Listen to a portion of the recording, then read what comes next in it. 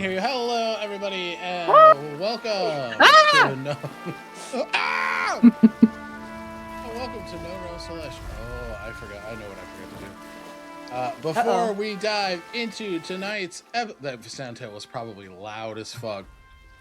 So calm. That makes sense now. Okay. The calm music. Welcome back. Before we dive into tonight's chapter, let's go ahead and introduce our players. Starting with Angie.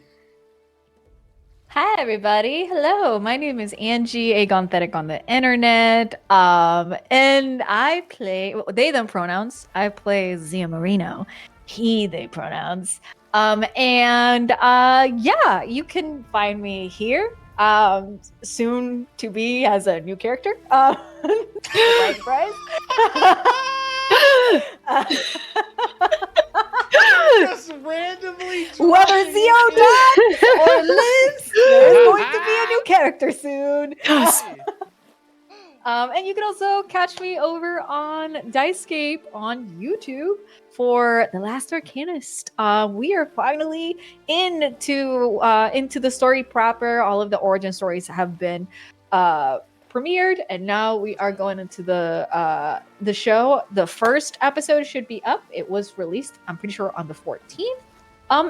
Come check us out. We play Daggerheart, and it's really fun. Specifically, I can't wait for episode 5 when that comes out, because we recorded that this past week, and Daggerheart bucks. Anyways. Daggerheart. I didn't know it was out already. Daggerheart fucks. You heard it here first, gamers. Thank you, Angie. Good to have you. As you can see, we are down a Luzalia_art both this week and next week. She is on a well-deserved vacation. The girl does so much, and we're all glad she's able to get away and spend some time doing some fun things. We'll see her soon, but we miss her. Check her out on Luzalia_art on all social medias.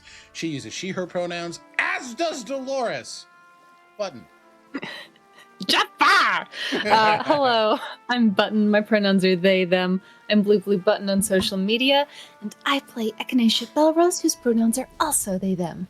When I'm not here, you can find me over on Stealthy Elf Productions in the Unearthed Inheritance, Outlaws of Alkenstar, and New World Rebellion campaigns. And check out ElfCon in a couple of months. We're doing a lot. It's overwhelming. Damn. A hell of a lot. We're all going to spend 12 hours locked in the basement playing TTRPGs, sitting way too close to each other in a room that is far too hot. Oh, no. I actually got so cold last year. I think I just don't know how to retain heat, though. That's understandable. I'm sorry about that. I lied, by the way. The first episode has not released yet. Thank you, Bull. I saw it on the calendar to be the 14th, but I guess it's changed. You're like, never Anyways. mind. Hi, everybody. My name is soon. Alec. But soon. Hello, everybody. My name is Alec. My pronouns are he, him. You can find me all places on the internet at Tales Archived. I will be your archivist for this evening, and only this evening. We'll see who takes over the GM seat next week in chapter 118. Could you believe it? That would be crazy. Somebody else, just like you guys jump into the call, it's just some other dude. I'd riot. Call you and ask you to explain yourself. Send David and Hannah to your house. When I'm not here, you can find me over at Stealthy Elf Productions. I play Fenris in Heroes of Styria and Uttered Errant. That was a word salad. I play Nrim in New World Rebellion. And this week, you can catch me over at Roll D5. Particularly on the 21st, I will be playing in a one-on-one game called... what is it called? The system has a name, and I'm going to get it to you in a second. In the Shadow of Glory, it is a it is a game where you give letters from a superhero to their arch nemesis. And it is a letter exchanging game, and we're going to be narrating some sad superhero things, and it's going to be a lot of fun. And we announced on our social media in September, specifically on September 4th, you can catch the first episode of Septum Stella University, a 4-episode Kids on Brooms mini campaign set in Apollo's homebrew world. We got some exciting folks that Tall Nerd Apollo is going to be running the game. We have VJ Creations playing along with It's Mozzarella and myself. It's going to be a lot of fun. We're doing it. So yeah, new game. We got Perfect. Right before for back to school season. I planned that so good. Like I said a few weeks back, I did. I did. Yeah. Sorry, I had to burp. Me too. Like I said a few weeks ago, you didn't mute though. I let that one slide until I didn't. So cute. I didn't know what that was. It was the little... Let me tell you something. I am full of gas, so I will be burping a lot today. I'm like a balloon.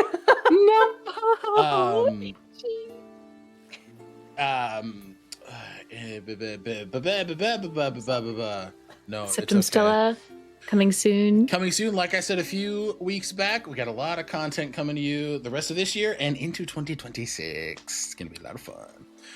All right. Without any further ado, Angie, would you like to take things away with your recap?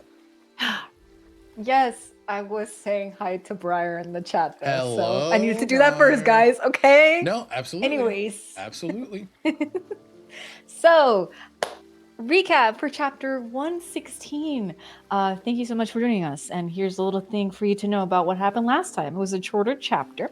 After the battle with Coletra, the party speaks to one of her children, Conleth.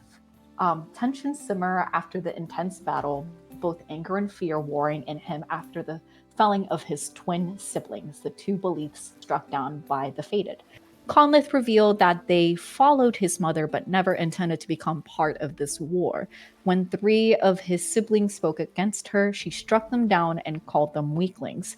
After explaining their only goal is to close the rift, the fated promised to leave their home so that things may return to some semblance of normal for them.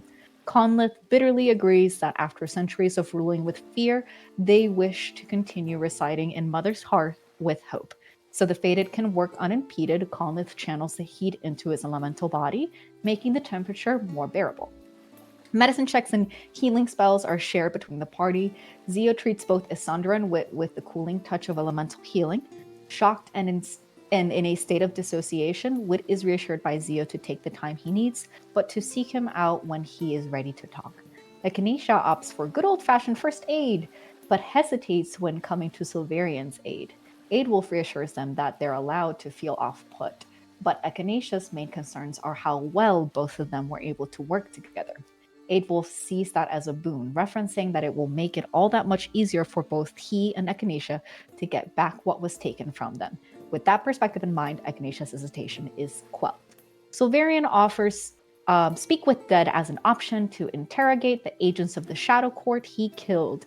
He explains that having to have dispatched these individuals was necessary, not only to protect the fated from an onslaught, but also because of their work to awaken their dark lord. Echinacea nods and listens, finding a familiarity in this sentiment thanks to what they have learned from Whistle's promise of protection. They walk into the Shadowfell, and with a protection of evil and good spell and the help of floating discs, they are able to retrieve the bodies. Silverian takes a moment to acknowledge Echinacea's capable work and even offers to provide lessons. Crazy offer, considering Echinacea wiped the floor with him personally. Insane offer from him. Let's walk this world with the audacity of a man, guys. Dolores takes stock of Kalen, who seems to be going over what he could have done better in the fight. He asks how she is faring, clocking how discombobulated these types of battles can be. Dolores is still getting used to her new abilities, but with time and experience, she will adjust. After reassurance from Lucian, Kalen keeps an eye on Echinacea and Silverian. Dolores takes that opportunity to chat with Vermithrax and offers a healing lullaby with Catnap. Also sings her mother's full lullaby. Zio flies high above the edge of the volcano to get a better lay of the land. The smog is no longer pooling into the air, but the ocean is still frozen. Spotting Isterus in the distant edges of Bildaguatu, Zio captures his attention by carving a flare from the remaining smog and clouds. Through their primordial connections, they discuss Kaletra's end, and Zio ushers him to join the group. Going over the Shadow Court agent's pockets, Echinacea finds 600 gold pieces, 7 potion bottles of various kinds, and a missive signed by Contessa Durim, stating to man the rifts at all cost. When Silverian casts Speak with Dead, he offers them the lead to do the questions. Disclaimer, I wrote the names of everything. Do I have the correct spelling? No. The pronunciations should be correct. Anyways, They're spelled if I'm wrong, phonetically. Yeah, if I'm wrong, take it up with this guy. So the first question, how many rifts are left to free Vaemir from the earthly confines of Aosha? The answer is 12 in total. The second question, where on the material plane does the Shadow Court seek to open more rifts? We find they tell us Alden Gate on Tolesh, Elm, Thalas, Yelenor, and Nith Manor on Sendrix, Lostrium and Groan Kryn in Josiertu. Again. Don't correct me. I'm helping. Candeliar, Valenru, and Anklecourt in Drukamesh, Yitol on Ibari, and Morikos and Pisarna on Itish. Third question, who are the Shadow Court agents operating amongst the Winter Court? A changeling named Vox, hidden within Koliada's honor guard, who is the brother to Vaughn. Not confirmed, just hearsay. That we think it's the brother to Vaughn. His shoal, infiltrating a home and leaving distractions for the guard. A runner by the name of Cregan, a Shatterkai disguised as a Winter Eladrin, and Nakira, located within the High Mage's Court. Fourth question, where are the locations of the remaining Ragwar machines? Drida, the Shadow City, Aldengate in the Ivory Tower, and the Magnus Arcanum of Olkes in Drukamesh, which we were just there. Womp womp. Fifth and final question. What rifts remains open upon the material plane? Sunwall, Midcris, the Wyvern Peaks, which is closed, but they said it, which means that they don't know that it's been closed. Orisim on Drukamesh, Crag Isle on Drukamesh, off the shoreline of Castellior and Josiertu. There was an explanation for this, but it's kind of up in the air. It's close to a point where the Delspar and the Milris meet. There are stories of a land bridge that is created when Hyliel is at its zenith. Hyliel is our moon, by the way, where people meet an old wizened witch. So the witch knows. And Sha'afel in Zendrix. And with that, the guy is no more answers to provide. At the realization that no answer relates to the Feywild rifts, they realize that there may be a different reason for those in existence.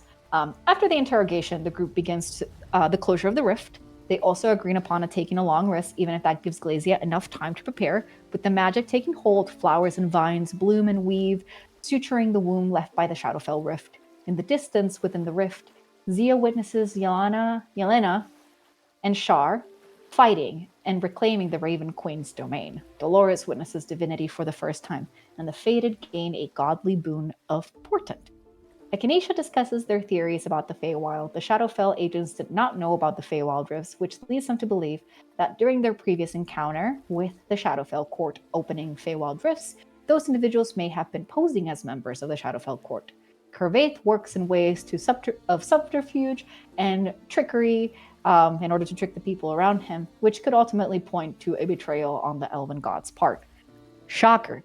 The group exists The group exits, some in flight and some on the back of Vermithrax, as they cross the edge of the volcano and witness the change that has already begun. The green and life begins to grow, with Istrus working in tandem, a visual representation of their work healing in progress. And throughout the islands that make up the Scorched Isles, the people celebrate. It is clear as day that something has changed and something has lifted. And for those working to achieve hidden agendas, this success is a marketed threat. And that's what you missed on Glee. And that's what you missed on Glee. Angie, take that well-earned inspiration point, my friend. Seriously. My favorite thing about recaps, or specifically calling out Kervate, being like, "Oh, that motherfucker's not being helpful." Shock of the century. Who would have thunk Once it? again. The bitch is bitching. Am I right? The bitch is bitching. So, as we ended last time, you all began your descent down Mother's Heart and landed where Istrus was, getting ready to set camp. We'll pick up right there as you guys prepare for a long rest. You are alongside all of the allies that joined you with this fight. Vermithrax very slowly making his way down. But after about 15 or so minutes, all of you are sort of packed together at the base of the volcano, currently being hunkered down by Istrus. So with that, I'll hand it over to you guys.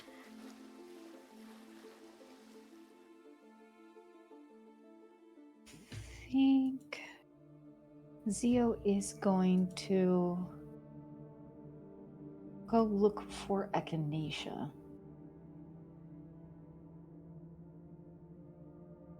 You watch Echinacea land just a short ways behind Kaelin. They're sort of ancily stepping from one foot to the other, but they see you approach and they head to you. There is a sort of solemn look about them as they do. And I would say they grab around your arm and like pull you to kind of like walk in a direction away from the group. Yes. Do you think it's a bad idea that we're taking the rest? No, I don't. The way I see it, she's already had hours to prepare. Allowing ourselves to rest means that we are at our utmost capacity to deal with her. We just have to understand that she's at her utmost capacity to deal with us as well.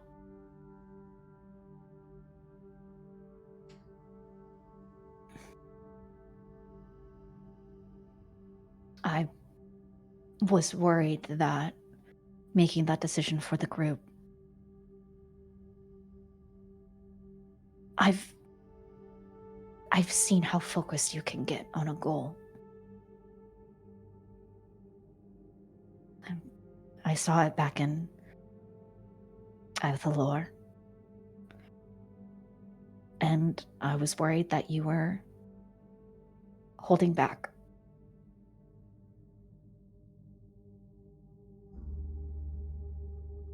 I meant what I said. Back on the beach, when you faced Istrus. I trust you.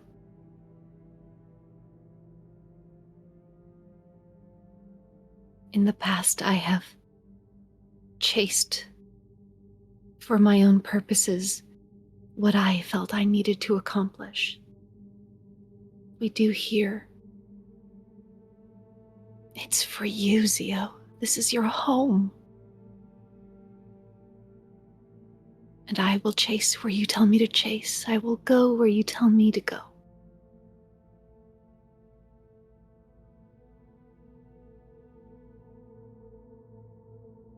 Thank you. Just promise me one thing. What's that? When it's your turn to chase something, when it's your turn to find what is needed for you, you won't hesitate.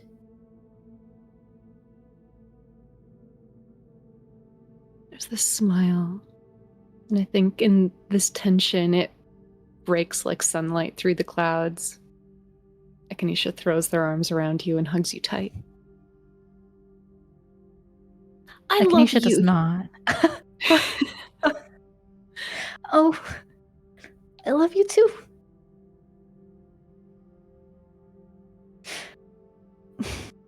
And Echinacea can't see the look of guilt on Zio's face. Because there is so much that is happening. And Zio continues to hold back on a necessary conversation that needs to happen, but right now it's not the time. I love you too. I love everything that you've done for me. And I wish I could have done more and more for you. But I wouldn't be the person that I am today had it not been for everything that has happened between us. The same is true of me. You've changed me for the better.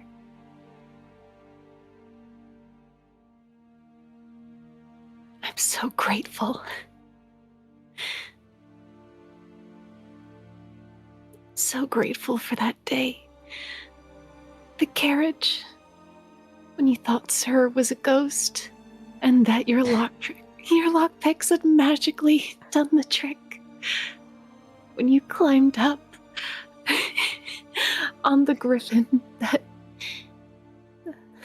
we'd brought on our trek to save you. I'm grateful for that day at Viola's hut.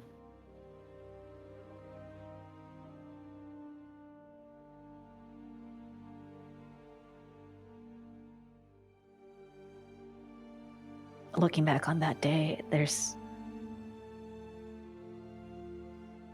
that was not my best. It wasn't mine either.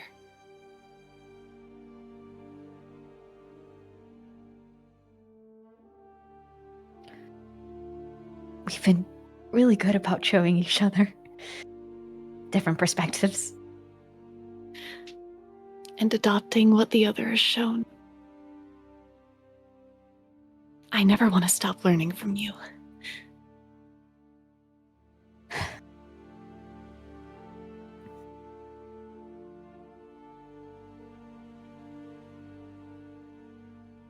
You already know so much. What more can I teach you? Balance. You're getting it. I don't know about that. No, you are. You are. I didn't want Silverian helping us. And yet he's here. And not only is he helping us, but the both of you are working together. That's balance, is you understanding the complication of a relationship like that, but also knowing the benefit that it brings. What we are doing, what you are doing. Sacrifices need to be made, and not just physical ones. Sometimes we have to sacrifice our own egos a little bit. And I think you're very much understanding that. You're very sweet, Zio. It's reassuring. I was doubting myself.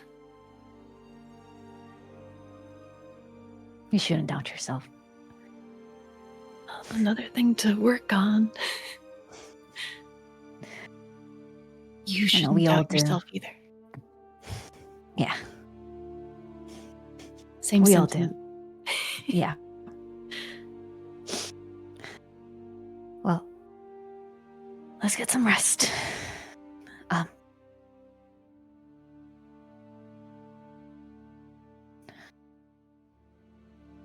I should probably speak to Estrus and see what, maybe if I can help.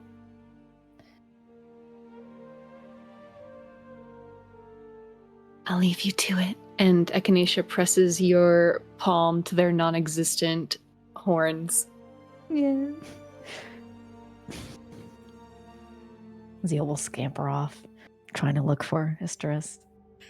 You scamper off to go look for Istrus. Echinacea, what are you doing? Come back to me later. Okay. Zia, you scamper off, and you find Istrus in his Famar form, slowly on the mend, but still a fraction of what it used to be, something you've never seen. But you see him constructing these protective barriers of spindly vines and bark, just to ensure a bit of protection and coverage over the course of the night, as he has the knowledge that everybody's going to rest here. Mm-hmm. But yeah, you find him and you approach him, excuse me. Do you need any help? No, but I would not say no to a conversation. Do you have something in mind? How do you feel?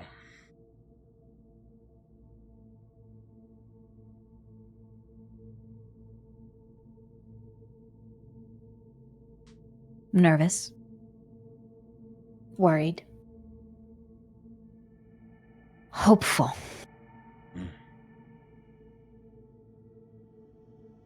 Three very different but complementary emotions.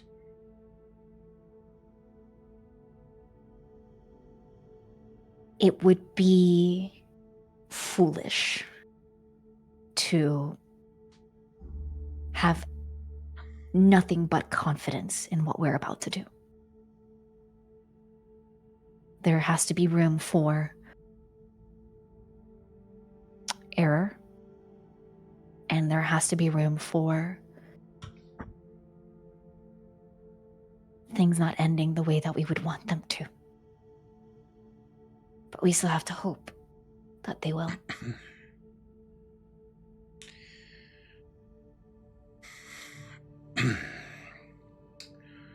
You are very different from the time we met.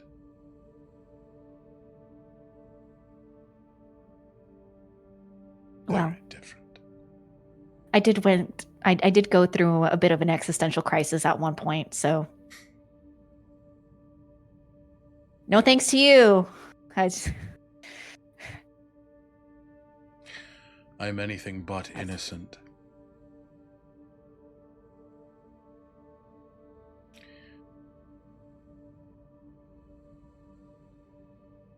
What do you hope to achieve tomorrow?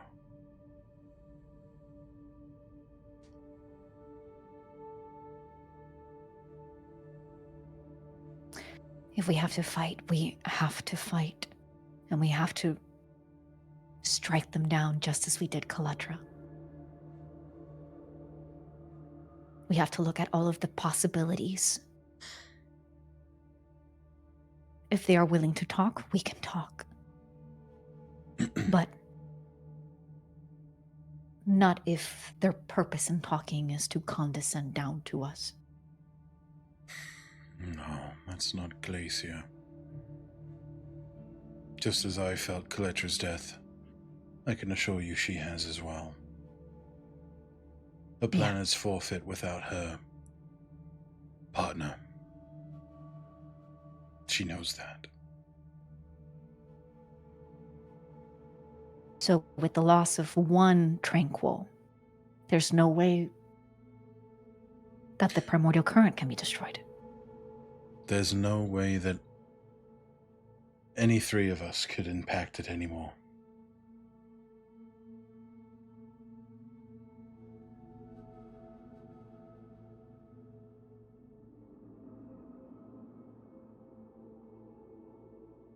Well, that tells me that we've won in a sense, but I don't want to overextend the hope.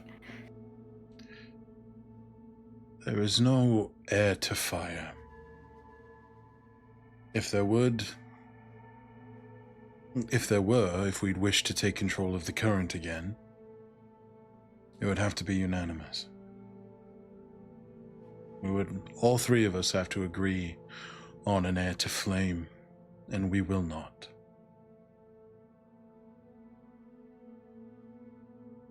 What would you all gain with taking... H-E-I-R, yes, very different spelling. Heir to fire, like, I don't know why, that title fucks, right? It goes really hard. It goes yeah, stupid heir hard. to Yeah. fire. It fucks so hard, and I was thinking A-I-R, and I was like, What? I'm at it. I don't know. Oh, I get it. Without an heir to fire. I see. Okay.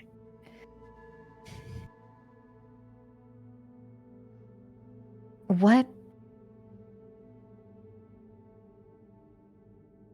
Walk with me here.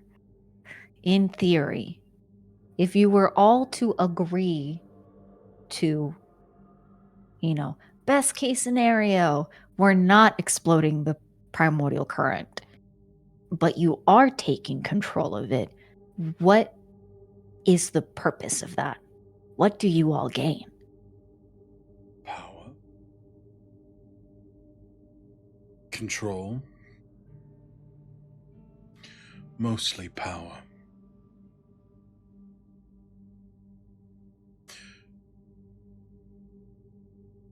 I can feel mine waning. I'm sure Helitis can feel the same.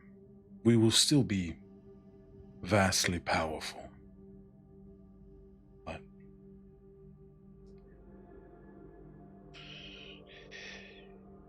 it will be like when you lost your warlock abilities. You're still ample and capable, but you will be starting from nothing.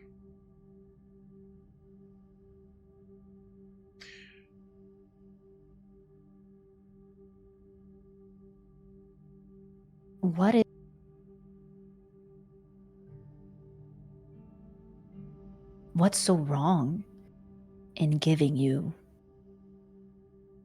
the three of you, if there is an agreement, that power? As long as you are shepherds of it. Because that promise has already been broken once.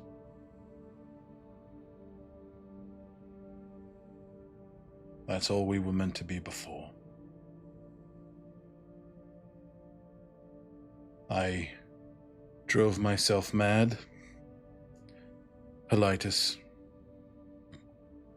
became a recluse. And Galacia and Cletra aimed to destroy the very thing we created, to rebuild it in their own image.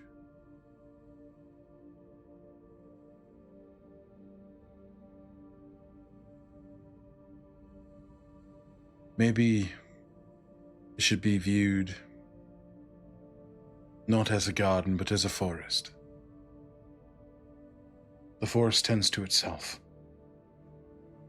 Its ecosystem keeps it in check. You let it thrive. You let it thrive. And you cut out the mold.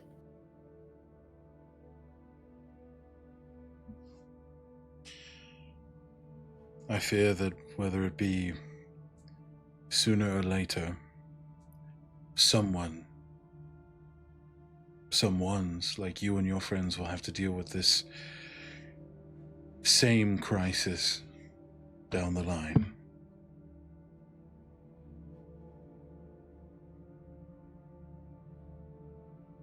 And there's no way to prevent it. It is what it is. It's just nature. However, there is the issue of the Tothariums. Yes.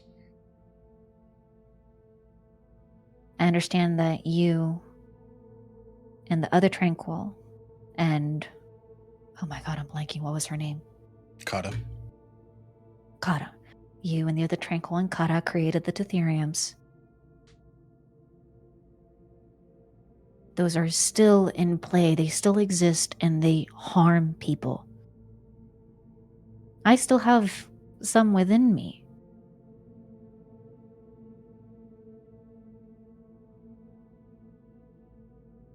And Wit's fire is dimmed or gone if we are to believe that that was solely just Kaletra's doing, but I know for a fact that Casimir still lives with the consequences and the pain of the Tothariums.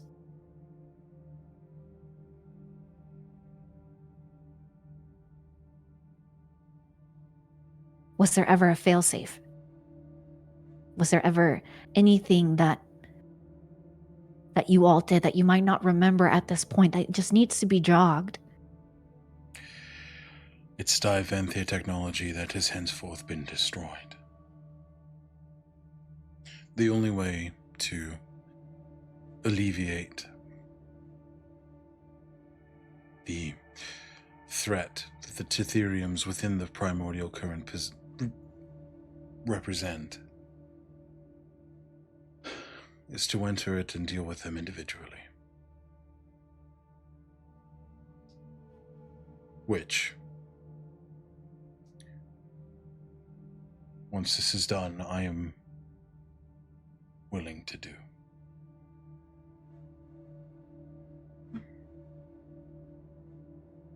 You're willing to do? What do you mean by that? To enter the current. To sacrifice yourself? To tend to the garden I created.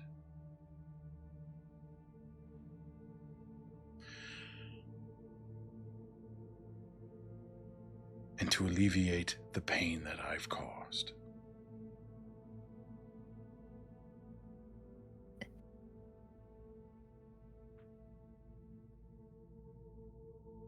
That's...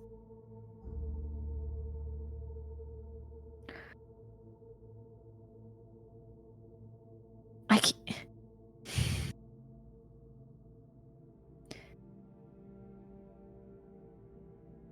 And Zio is warring with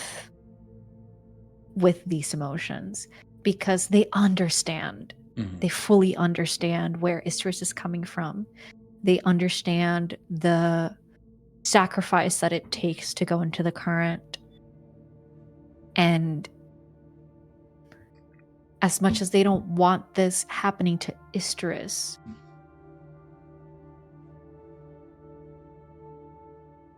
they understand why Istris wants to do it. And it's because they feel guilt. Mm-hmm. Well, it goes far beyond that, right? It's clarity. Yeah. At least it's what Istris believes is clarity.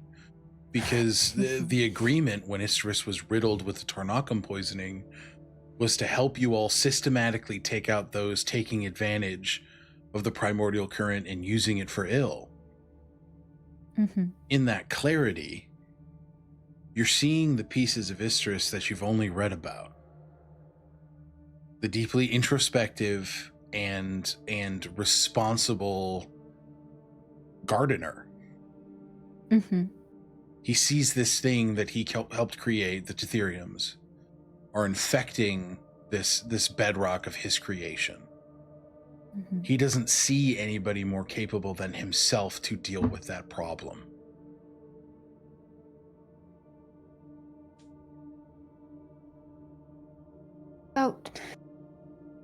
about the deal we made with you? With Sunwall and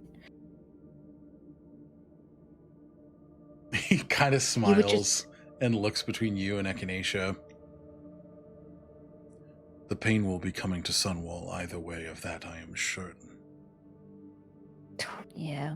Whether I am there or not.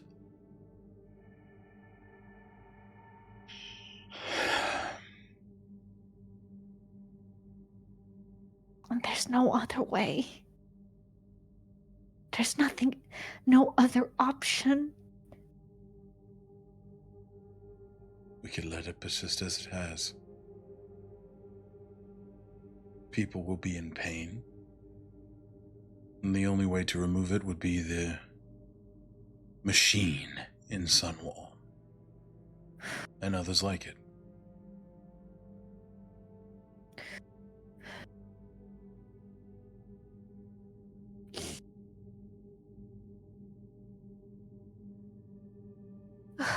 I know you've hurt. I know you have hurt.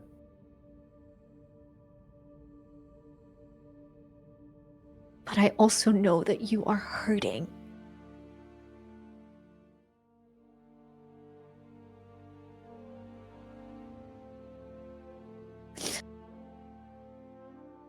And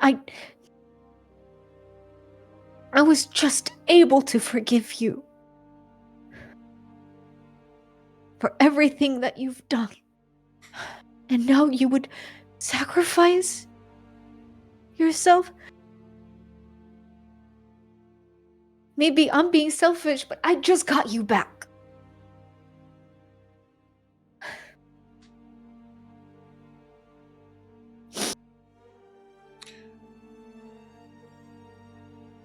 Puts a hand on your shoulder, Zio. Then let's table this and see what happens tomorrow.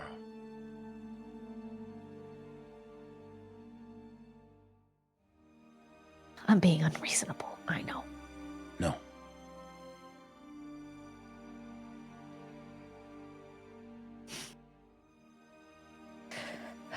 Sacrifices. We all have to make sacrifices. I literally just told this to Echinacea. I know. You've always been hypocritical. Throw it in my face, Istris. But so have I. We can only make the most informed decision with all of the information, which we will have tomorrow after meeting Glacier and Alma.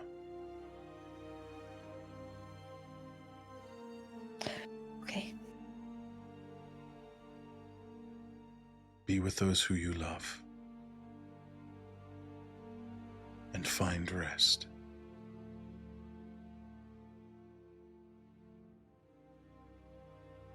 Zio's going to hug him. This is the first time that he's hugged him since the bonfire.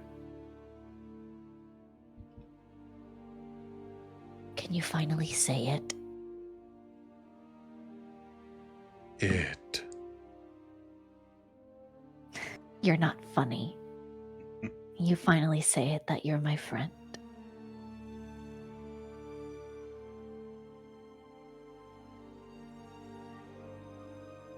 Whether I am worthy of it or not, we are friends. I told you it would happen. All the way back in session 1, you surely did. And Zio's going to scamper off back to the group. All right. Little tears just Little kind of. tears. Yeah. You find yourself next to Sandra and just kind of jump in. Okay. Yeah. I think from behind, Zio like runs up and just like wraps his arms from behind Isandro around his neck. Gives him a big, peppering of kisses. Mm-hmm. Just kind of cuddles against him. No questioning. Just grabs you from the back, throws you around, holds you tight. Yes. And Manhandle him. Manhandle him. Manhandle that twink. Perfect. I'm gonna give you an inspiration point for that conversation. That was a lovely conversation. All right, Echinacea, what are you up to before your long rest? Echinacea has assembled much of the group that remains, everyone with healing and or potion crafting abilities, which is a fair bit of us. Yeah. Lucian, Kaelin, Oldiel, probably Helitis, maybe Casimir. even Wit, Casimir. Yeah. That's pretty much So there's everybody. a big circle, and they have the potion of cold resistance that they took off of the dead Shadow Court member. Okay, so we need to craft as many of these as possible before tomorrow, because this is what we're getting hit with tomorrow. And they have set everyone to this task. They've like apportioned smaller quantities of this, and now everyone is recreating said potion in the hopes that there's so many of us, they're hoping that we get enough. They're like, Oldiel, I know you're fine, but you gotta help for everybody else's sake. Don't worry, of course I'm going to help. Casimir does say, we might also need potions of water walk. I have the spell. I'll cast. I don't know. I've never. You can make a potion out of that? What do you mean? I can. When? Where? Cat, show me. And Sit down. That's what Echinacea doing. Okay. Echinacea learning and has decided that everyone else is crafting potions of cold resistance. Okay. So, go ahead and I'm going to have you roll the check with advantage, given you're getting the help action 10 times over with everybody working on these. So go ahead and give me an Arcana check. Nice. With advantage. Mm-hmm. Not nat 20. Let's go. Okay. So that is enough you're able to, with giving everybody these small little collections of the potion that you already have in hand, and your aid in instructing the creation of these, everybody's able to make one. And everybody is able to make one. So you have, okay, Casimir, Severian, Lucian, Kaelin, Uldiel, Echinacea. You have 6. Oh, Helitis. You have 6 or 7. That's 7.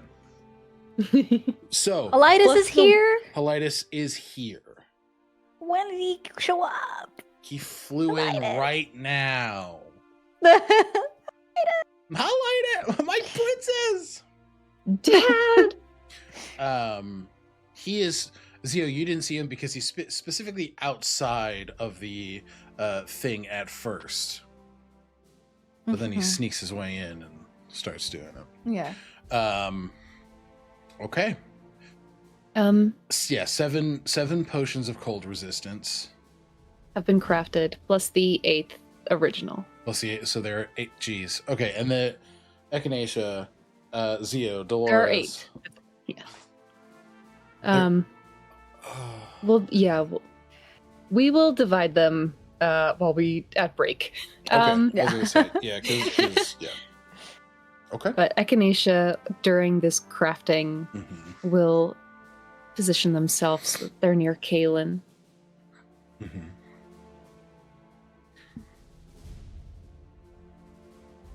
And they lean to him after a little while. They can see and hear you. Hello.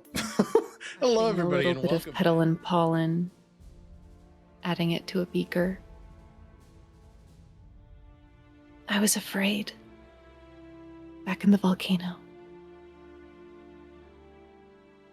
You had every I right wasn't to gentle. be afraid. That may be, but I didn't have every right not to be gentle. You can see he's working on the potion, and he pauses and just grabs your hand. Very warmly, very gently, but he holds it and continues to listen to you.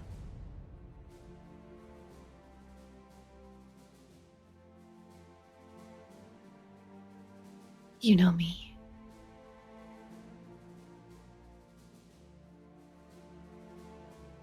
And so you're no stranger to watching me grasp everywhere for control over what happens to me, over what happens to the people I love. And I saw you bleeding and suffering more greatly than anyone else on the field, knowing the healing magic at your disposal. I got angry.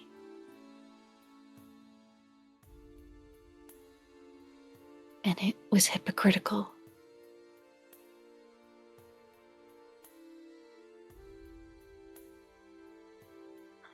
I know that you were prioritizing everyone else on the field, and I know why you were. Honor, duty, love, the promise you've made to be a shield. But Kaylin, I need you. I need you not to neglect yourself tomorrow.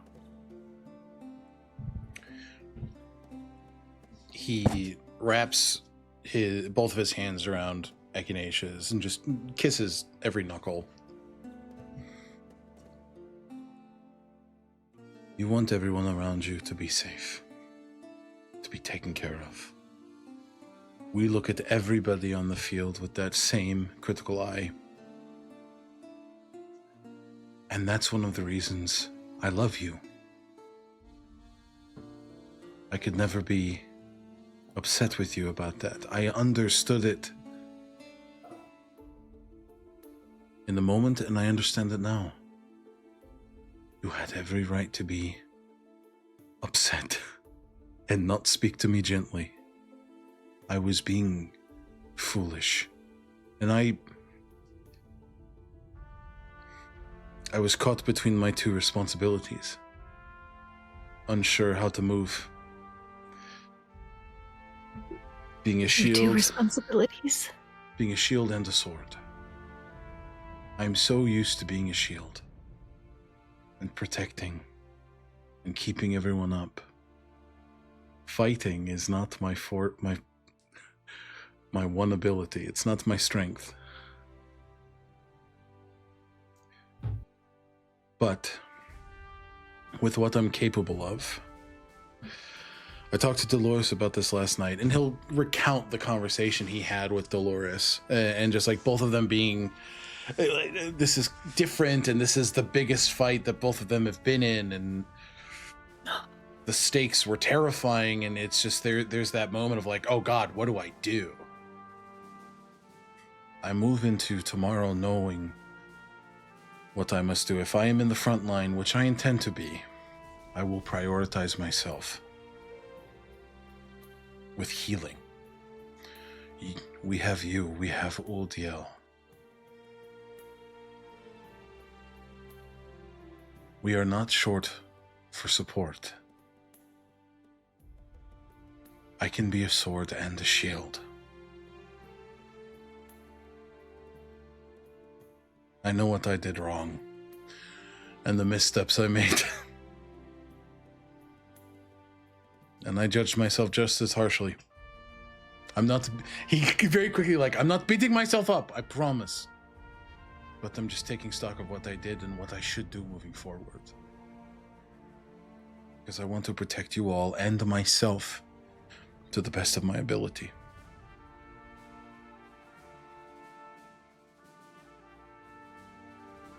My attention was split between the volcano and the rift.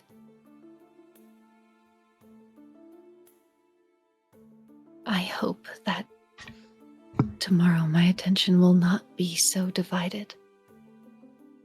I want to be by your side. I want your attention to be on whatever you deem the most mission critical.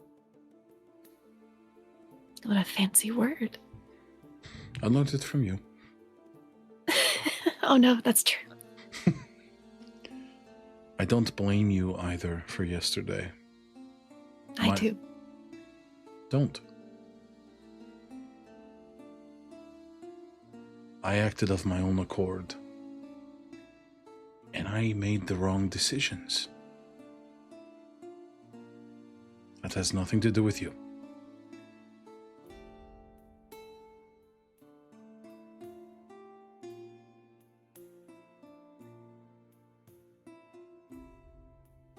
My ever gentle knight. I love you. I love you. To the stars and back. Kind of looks up. No, we shouldn't. Should we? Why not? Once we're done with this. Oh, priorities, yes. Not Mission- dividing ourselves. Mission critical. Mission critical. And you just hear off in the corner, get to fucking work. Lucian's just like grinding in a mortar and pestle. It's like, gross. You should take him. I don't want to go up there. What do you mean you don't want to? You don't? Roll Are me you an just insight saying check. that? Roll me an Okay. insight check, yeah. Boys. What do you want? I want a boyfriend, and I want my boyfriend to have I'm a gonna kiss my other boyfriend. I'm trying, Angie. Don't lie well. Oh, you're Are muted. you? You're muted. You were silenced. Ah. Ah. Ah.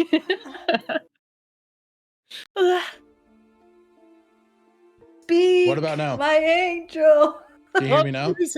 There we go. Yeah. What is that melody? I said he rolled a 15. No good at lying. You can tell. You see the flush and the slyest little smirk when it's mentioned. Like,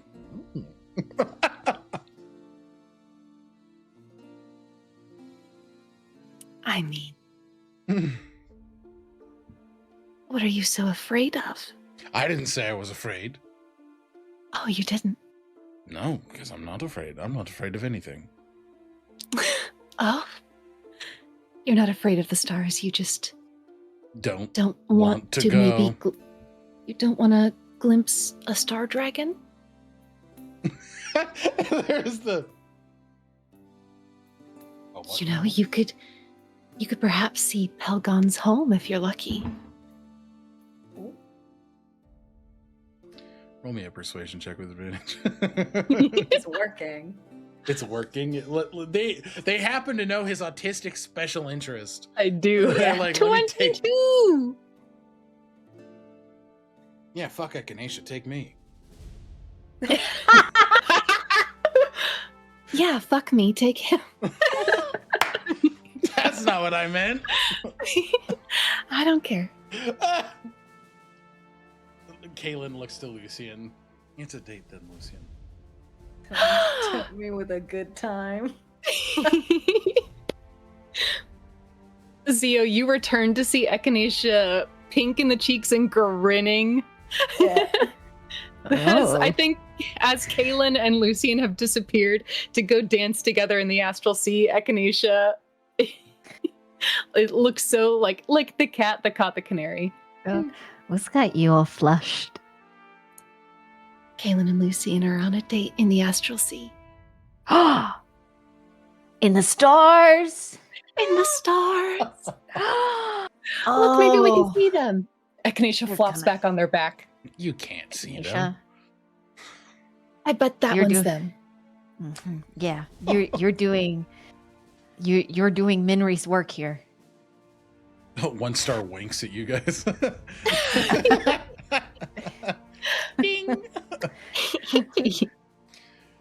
With the success, I'm happy to see that they're happy. And So finally am I. past the bullshit. Yeah. Now kiss. Now kiss. Kiss! Points at the stars. the camera hard cuts to Severian making potions and just plugging his ears. So just not like just does totally uncaring. We're supposed to be so serious and we're just yelling at stars. Telling him to kiss. He's kiss, Kiss! Staring, screaming at the sky. Silverian is like, maybe I shouldn't have offered lessons. This is what I'm gonna have to deal with. Maybe this one was a lost cause. He's got earmuffs on. He casts silence on himself. That's Incredible. crazy. He's just fucking working. I love him. He's awful. Love this awful man so After much. about a minute, the two return. Both their own shades of flush. Echinacea and Zio just like just looking at them. Lucian like drops down, is in that kind of bliss moment, sees you both like, and just turns on a heel and walks in the opposite direction. Yeah, they kissed. They definitely kissed. Kaelin just Echinacea tackles him. Excellent pulls him away. work. But all in a day's work, says Echinacea Belrose. All in a day's work. What'd you guys do on molecule your long assembles. rest? Made potions and made my boyfriend's kiss. Perfect. All right. Anything else you guys want to get up to for your long rest? Is Wit anywhere to be seen? Who's that? Damn. Okay. I guess we'll just go to bed. We're on some silly, goofy shit tonight. Wit is awake. Give me a, or he's around. I also give me a perception. What's your passive perception? It's like stupid. Passive? Yeah. 23. 23. Yeah. You see him just setting up camp for himself, setting up a tent to sleep in, like a little teepee.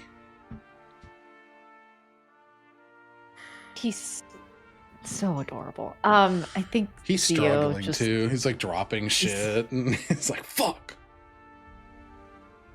Zio's just kind of like meandering around the outskirts of like their camp, watching him, trying to not look obvious, but also deeply failing at it because like their head just keeps turning in that direction. It is so obvious. Give me 1 second. But they also did tell Wit like take your time. You just, as he's working, I rolled a natural 20 on perception. Damn. Come on over, little horns. Why are you He says making back camp to for you. yourself? Oh, 'Cause why I are you wanna- making yourself camp outside? I don't want to sleep on the ground. And you can come inside the enclosure. He's in the enclosure, but he's making Oh, okay. a little tent. Yeah. Oh, okay, got it. No. No, I thought he was, like, not dumb. Out. Shut up. I thought he was just like outside. Like I'm like, what So- are you doing? He's 400 feet the other way. Yeah, No, so like I don't want to talk to any of y'all. whatever, dude. Dumb.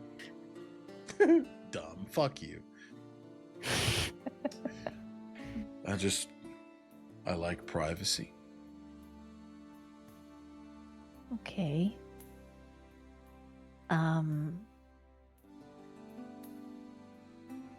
Well, you called me over, so. Because you were staring at me. Hmm. Go ahead, lie. Say you weren't.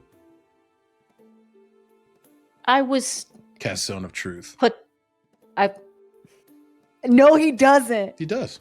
For real. Give me a charisma saving throw, or you can choose to fail the spell. Or fail the save.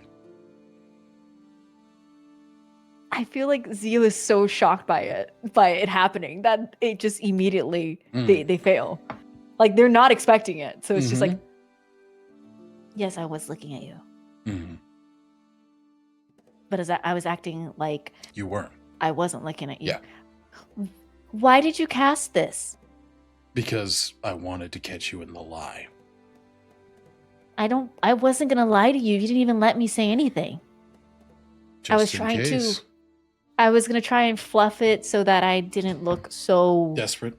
obvious.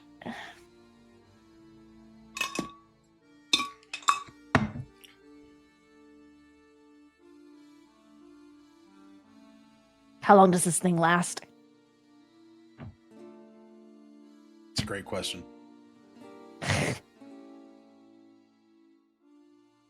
I will sit here and not say anything. I don't think you will. You can't help yourself.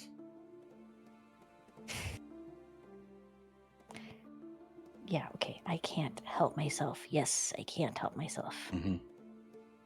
I'm coming to you because I want to know how you're doing, and I want to speak to you about everything that has happened, but I don't want to force you into speaking. But if I kept walking around making it seem like, oh, I'm not paying attention, but I am kind of paying attention, it would give you the incentive to potentially feel comfortable enough to talk to me about how you're feeling. Sorry, there's a cat. You hear it? It's very loud. Yeah, it's not one of ours. It's an outside cat. I'm just like on my window. I'm fine. Why don't you step in here and tell me actually I'm in how the you're spell, feeling? dumbass. Oh, okay, that's true. You're also in the spell?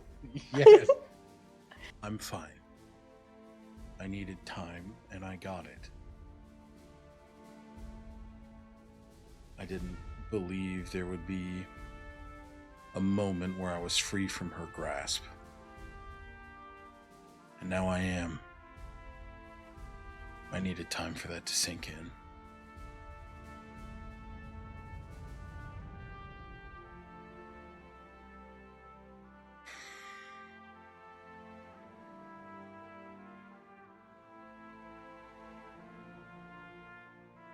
I'm really glad that I could help you with this. Me too.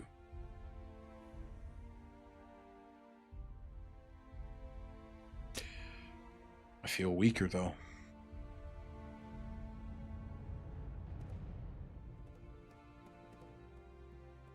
Yeah. It is really gone. You don't feel the fire? He opens his shirt, and it is just content warning for some light gore. You see a deep wound in his chest where the magma used to lay. You see what before was hidden by the bright magma is some exposed bone, some muscle tissue. Oh. A wound that was perpetually kept open. But now that the flame has been quelled, healing can properly begin. Wait, it's opened. And I think Zio just kind of closes the distance. It's like, you could have at least told Echinacea or something. We're gonna face Uldiel. I was reading and talking at the same time. That's a me oopsie. Ulma and Glacia tomorrow. Everybody needs to be tip-top. You have, there's exposed bone. Yeah. How are you? Zio immediately will flush. And I mean, this is just for the purpose of the, fluff. But, because I know he's still like... He's 118 out of 133. Yeah. Like, I will say, mechanically, this is his baseline, right? Like, he is used to this. Yeah. He's not going to get any more hit points than what he already has. Yeah, no, absolutely not. But Zio is still going to blow off a 4th level cure wounds on him. Absolutely. Okay, go ahead and roll that healing. Yeah, and just kind of his hand doesn't touch the wound, but it just hovers right over it as the cooling wind sensation kind of takes over the space to try and heal it. So it's 48. Where are my d8s? Yeah, 48. Damn. I forget how much it is, like, at higher levels. Where's my other one? Ooh. So, 24 hit points. He is back up to full. Nice.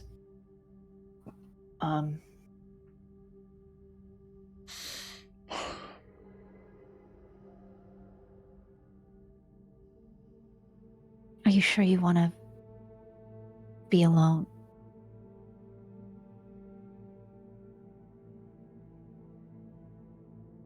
You either have to answer or you can't lie.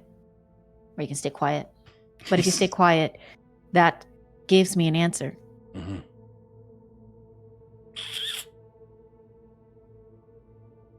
Only if you want to be here.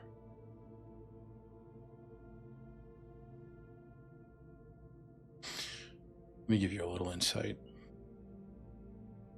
You want me to roll?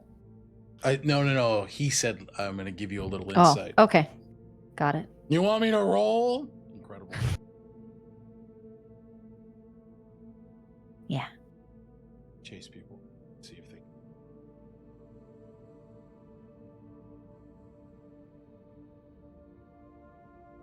You're the only person crazy enough to do that.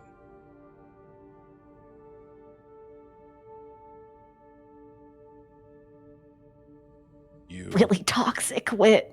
Yeah, I know. That's really toxic. That letter was crazy.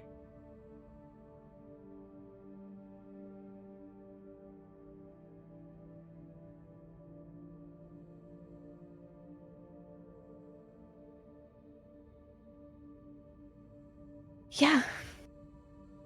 I've had it with me for some time, too. Some time?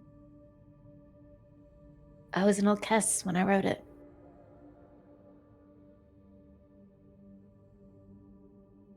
The fact that I think it was the day after we left for Olkess. Actually, after we saw you.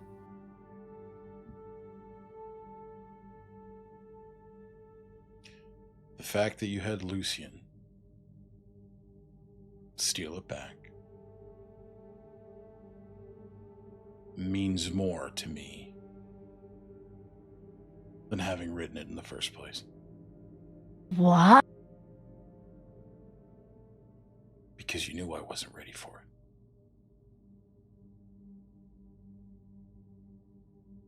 And you were right. Oh.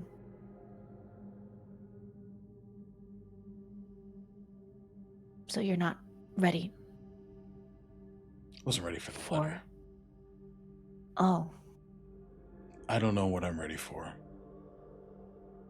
I don't know who I am, Zio. But I want to have you around to help me find out who that is.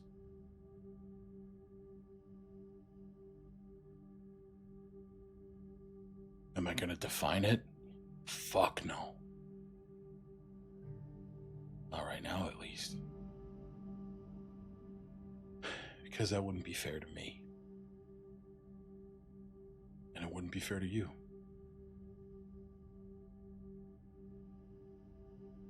That big old fuck. Asandro. Yep.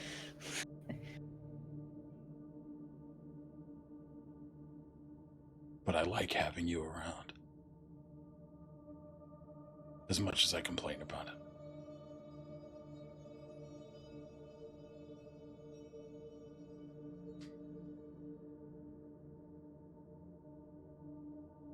really like having you around. Even with how mean you can be sometimes. Because, yeah, I do see it. It's a mechanism of sorts for you. It's kept me alive this long. But I don't need it anymore. You don't. You showed me that. Doc showed me that. Egret showed me that. At the bottom of a boot. Lorian showed me that.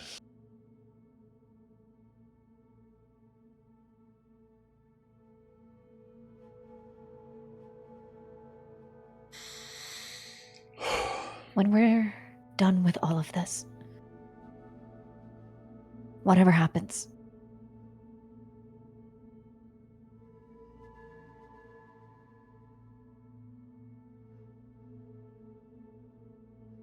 would you be willing to stay with me for a while?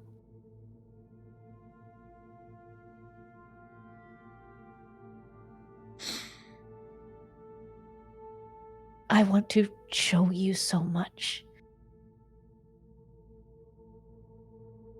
And you're right, I want to be present, not for me to define who you are. I want to be present to see who you will become.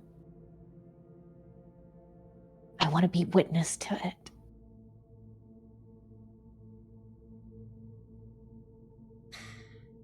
I want to see that fire again. Because I know it's in you. And I want to be able to stoke that flame.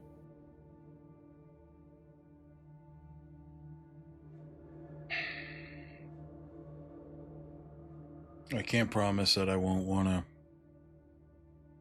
go somewhere else in the future, but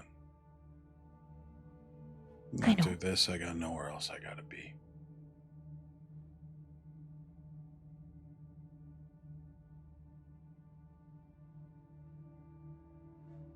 There's going to be a room with your name in it.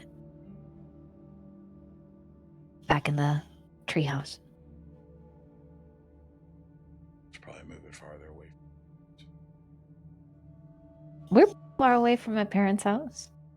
Right now.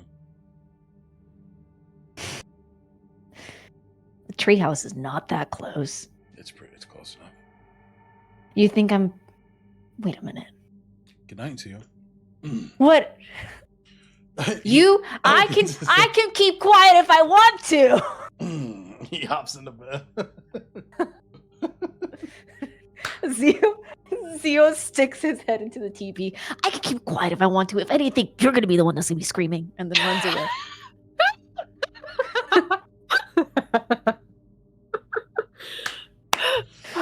Incredible. Unmuted too soon.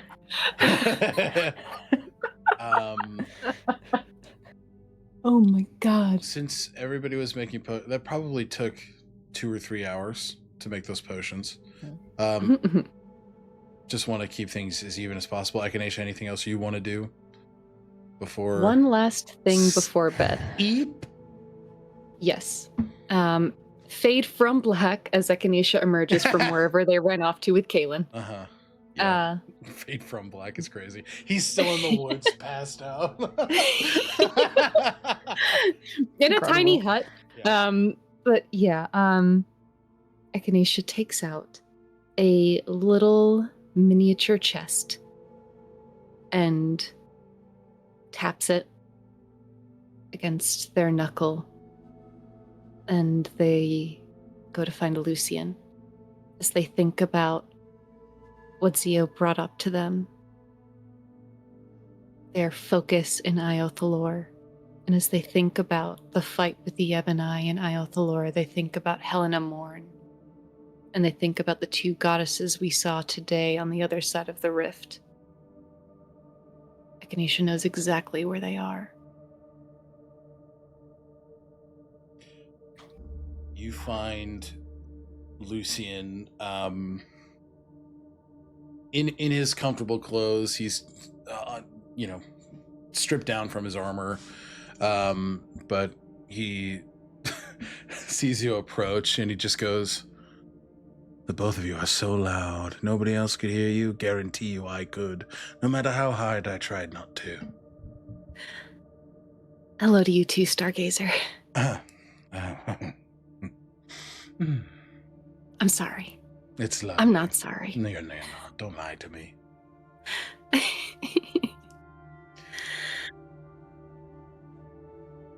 I would like to do something. But You before still I have just that go kind of into it- energy. Oh, well, I wouldn't say no, but that's not what I'm talking about. Oh, he goes, I apologize. You Wishful thinking. needn't. Well, it's not off the table, but it might be after we do what we do. What? Well, Echinacea, with the tiny chest, knocks it against their knuckle faster and faster. Well, you see, I still have Helena Morn's head in a chest that I keep on the ethereal plane. And I have never banished it back to the Shadowfell because I haven't known where exactly to send it. But today we saw Ileana and Shar, and now I know exactly where to send her so that she isn't sent right back into the arms of Vamir. Would you look at that? How can I help? Well, she took over your city. I wanted to offer you the chance to say anything else to her before I send her packing.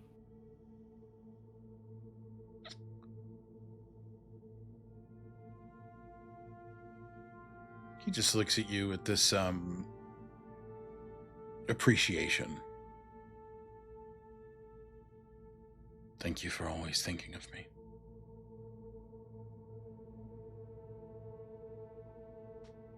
I have sometimes endeavored to make decisions for you, particularly when we first met.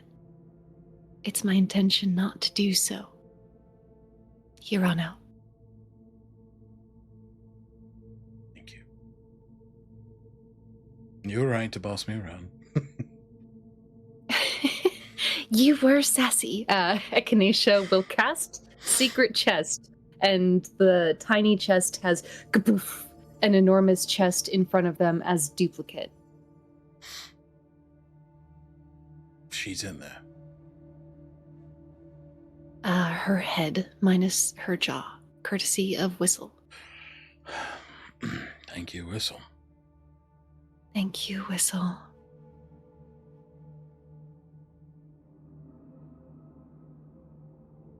Takes his hand and looks to you for permission to open the secret chest.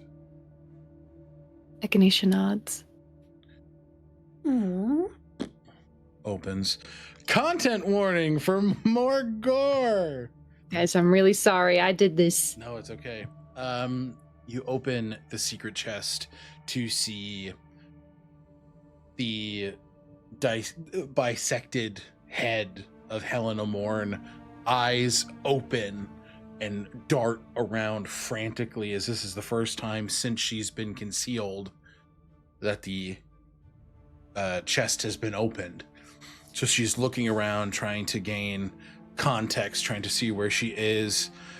You see a trail of blood and viscera as it seems she's been dragging herself around by her teeth, shifting like a slug in this space. But she, yes, it's Aki. But she looks up to you, Echinacea, and Lucian. Lucian will not kneel down, but he'll kind of squat to get to eye level. And you see as he reaches down to his boot and he pulls a dagger. And he just twiddles it between his fingers. doesn't even raise it above the chest to make it visible. Before you go, I offer you a warning. If you or your Ebony Knights are ever seen in Isle Thalor again, if any agent of Vaemir sets foot in my city, what happened that day will happen far worse for you. Do not try to contact my sister. Do not try to contact me.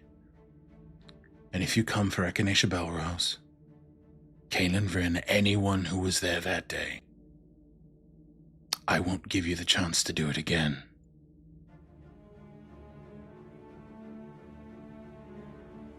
They have been gracious enough to spare your own life. I won't.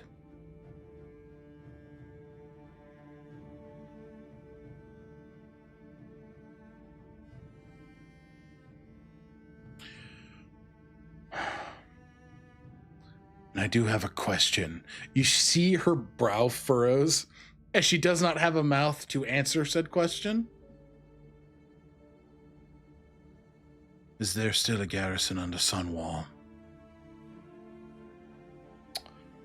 Echinacea, give me an insight check alongside Lucian. Echinacea going to message her. Oh. Is there?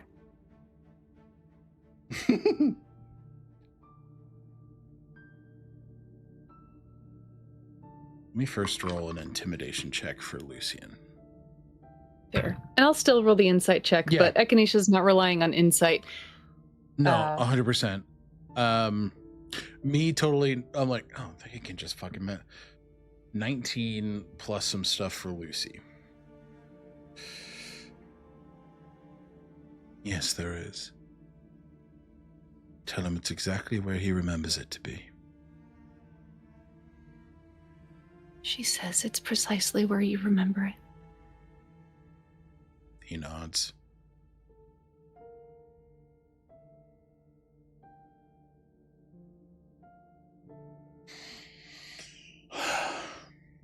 He looks to you, Echinacea. A bit. What'd you get on the inside? 18 total. While Lucian is not ashamed, he's ashamed to have shown that side to you again. But he is not ashamed of defending you. And he is not ashamed of being a stalwart protector of both his city and the people he loves. He sees no judgment in Echinacea's eyes. They stare at him for a moment, reading that shame in being seen. And they take the hand holding the dagger so that they both hold the pommel in clasped hands. Echinacea turns their gaze to Helena Morn.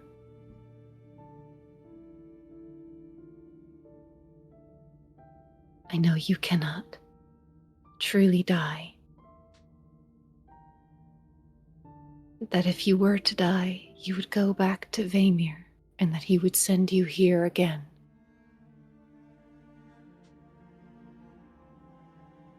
But I will give you the next best thing. And Echinacea banishes her to Ileana, the Raven Queen. With that sword, or that dagger pointed in the clasped hands of Echinacea and Lucian.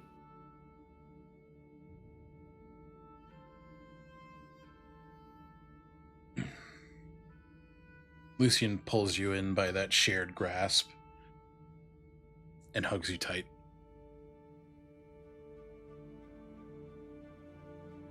You have nothing to be ashamed of.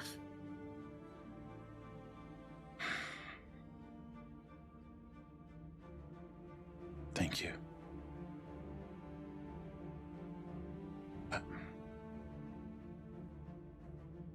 I love you.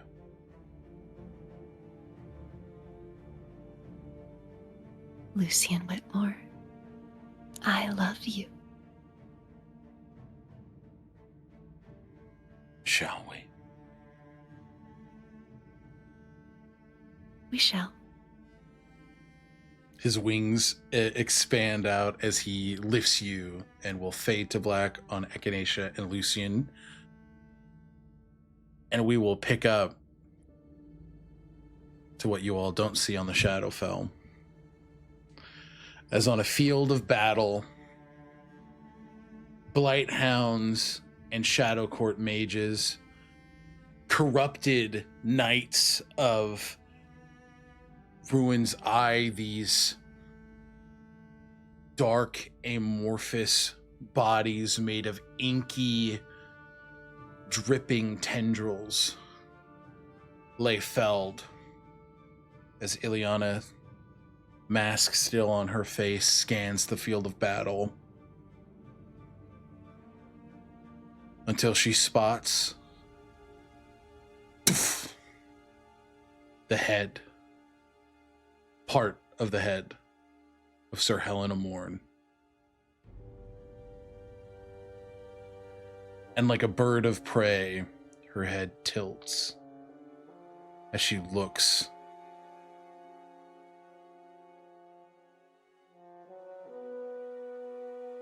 Hand swipes at lightning speed, gripping whatever parts of her soul remain and latching it to her cloak.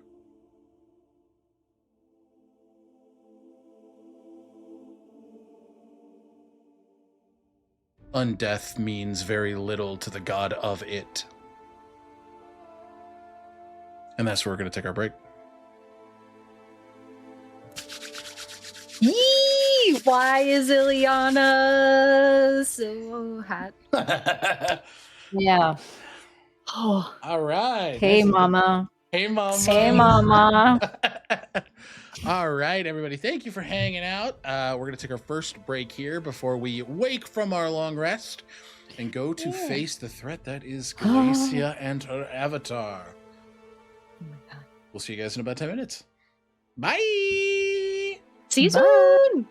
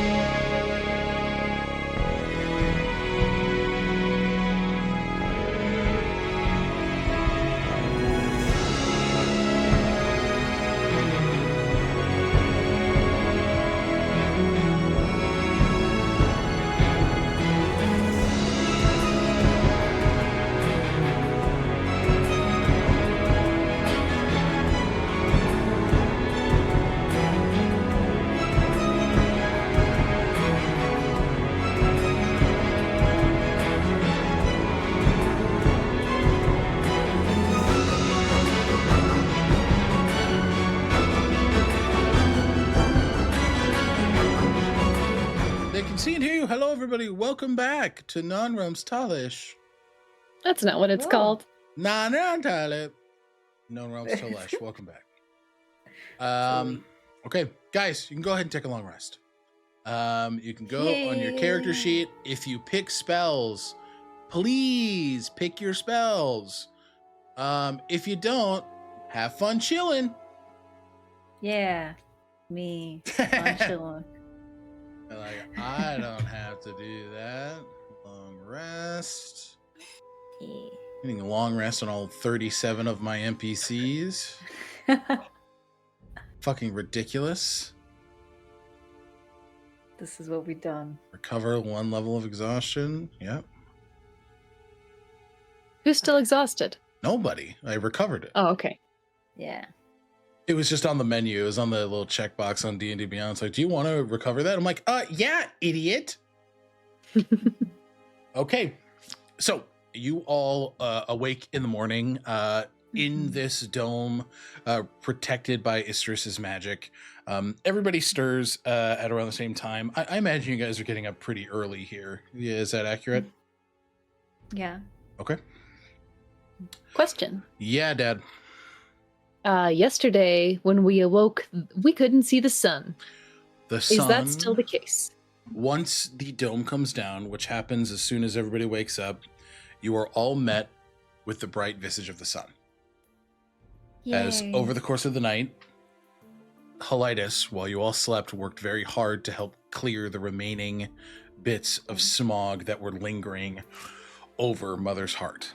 So you're all able to see, in some spots you can see like a bit of haze, but it's not going to linger here very long. The sun is visible, the sky is visible. It is a beautiful morning, and as you survey, go ahead and give me perception checks, everybody. Natural 20 on D&D Beyond. Oh! Yeah.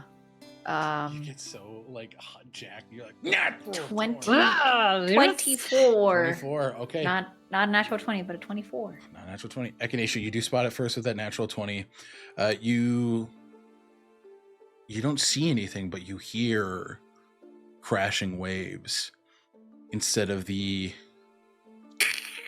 ice cracking that you heard the night before with the ocean frozen over. And as you both kind of begin to look further, the ocean is no longer frozen. Well, I think Glacia might have thought that she could trap us here. I think you're right. Good thing we know a couple people that can fly. We don't have to do that. Nope. Teleportation. Not as advanced as that. But I sort of made your treehouse into a place where we could return at a moment's notice if we so chose. All of us? Is it going to bring everybody? How many people can a word of recall move?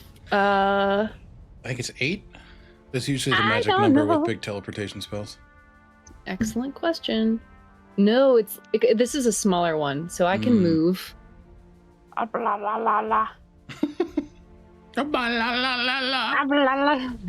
Me and up to 5 willing creatures. Well,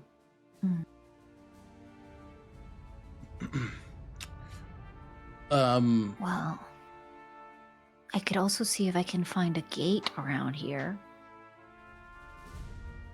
Because there is a gate You know that back into Cool. there is one also right at the base of Mother's Heart. Oh. Where we were. Where you are. Where we... Yep. Where we came in from the elemental plane of air. Mm-hmm. Oh. So you guys can take that one. Could lead us there.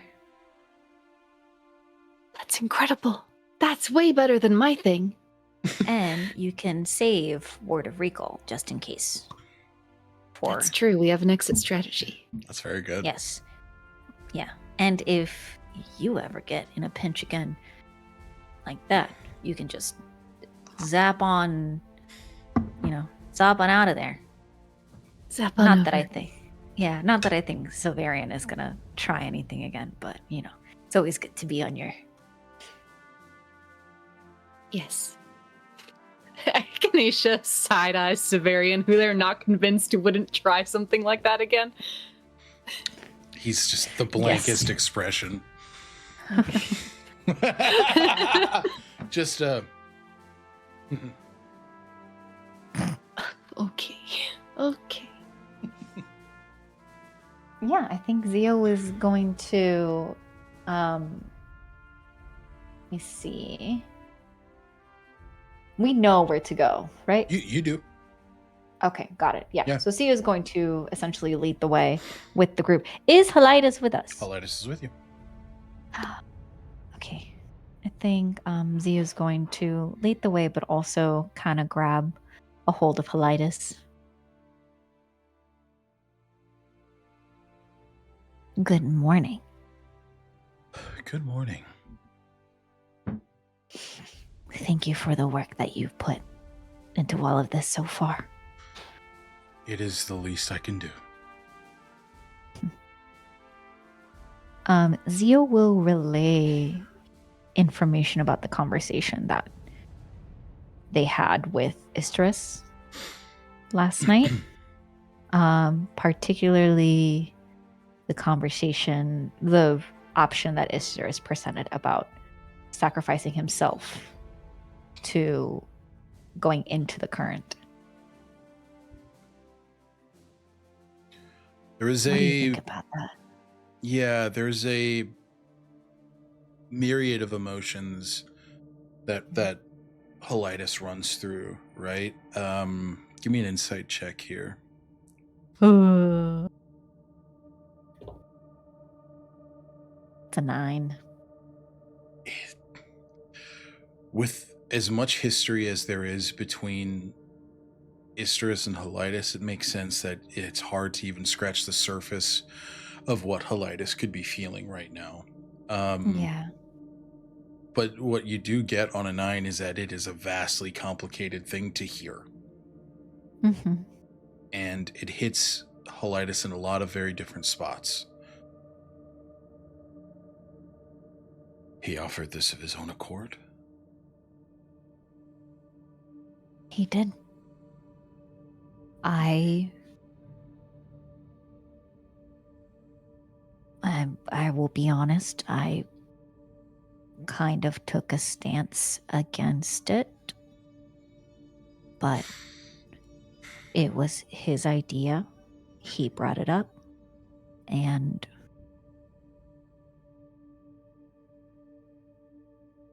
like I told you, he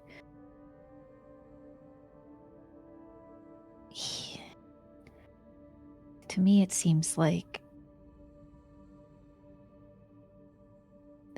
this in some way is what he owes after everything that he's done.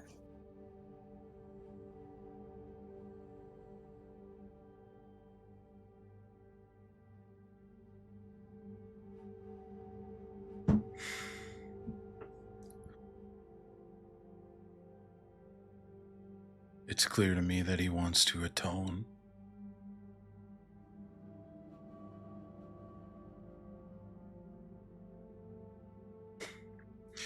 You know this about him. Once he's made a decision, it is hard for anyone to talk him out of it. But it sounds like the conversation you had, he had not fully come to that conclusion.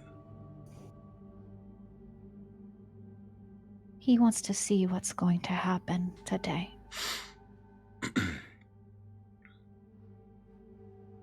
I do think that's wise.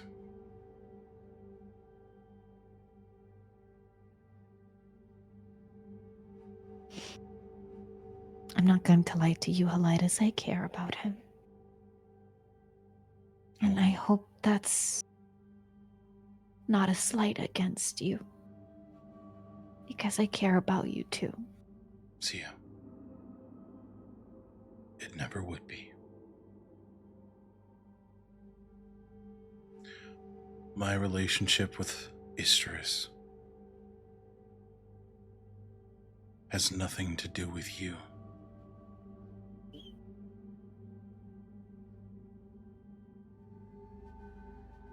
You are connected to him. You care about him. I wouldn't want any differently from you.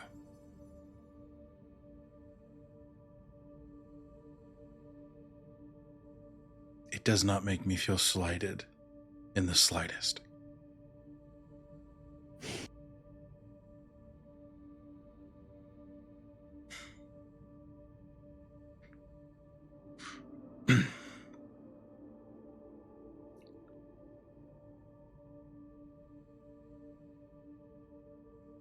How do we look towards the future?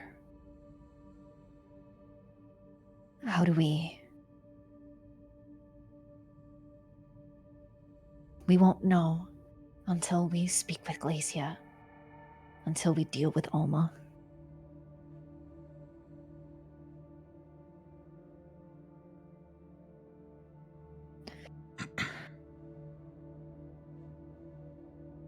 But if conversations are made and had,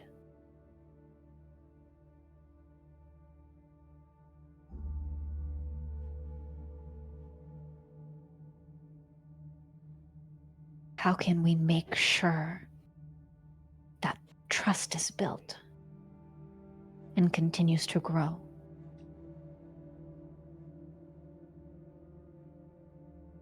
That all depends on the terms that are made. And the earnestness with which those intentions were made.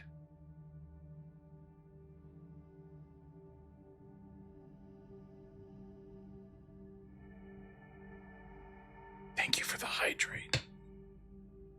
Thank you for the hydrate.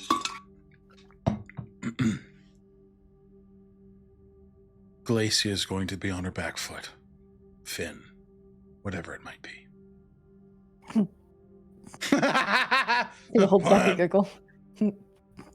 It's a serious conversation. She knows that without Kaletra, without their union, her plan is dead in the water. She is vastly intelligent, and she is methodical. She will make the deal that best serves her. We are luckily in a position where it could also very much benefit us. It all depends on what she wants, and what we want, and what compromise we can come to. You and Isterus have a very similar way of thinking about Glacia, and obviously, since the four of you spent centuries together, but I think heading into this, the wild card is Alma. More than anything. We have to... I know we're going into this wary of Glacia, but the both of you have already made it known to me that, considering everything that has happened, Glacia will more than likely be willing to talk. We don't know what to expect with Alma. I can tell you I don't expect her to just talk. That has not been her MO. Any conversations have been veiled in threats or secrecy. Glacia's? Alma's. Alma's, yes.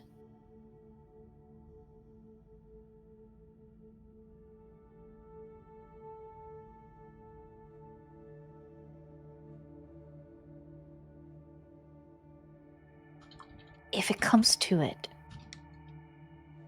if we have to remove Alma from her from being within reach or influence of Glacia? Do you think that you and Istris and Glacia could potentially talk in confidence? To what end? We can be present, of course, but if we need to distract Glacia, if we need to distract Alma,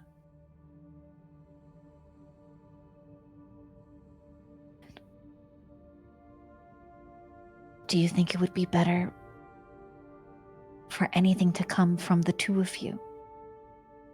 Or do you think it'll be better for her to be persuaded by the likes of us? Helitis, similar to what Istris did last night, puts a hand on your shoulder. You have been carrying this on. I trust you to see it through. I don't think Istris or myself are ready to co-lead something as significant as this. We aren't even able to have a conversation with each other. I don't think we are going to be the salvation you see us to be.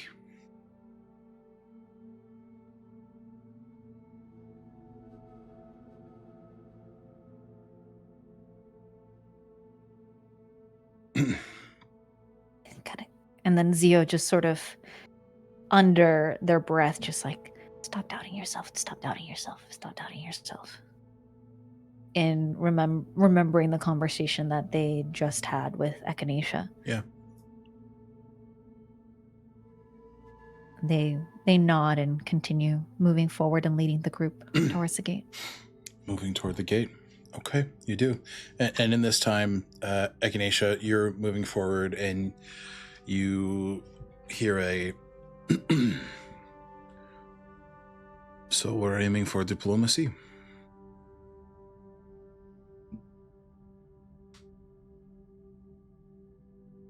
We are hoping for diplomacy, with an understanding that we may end up fighting.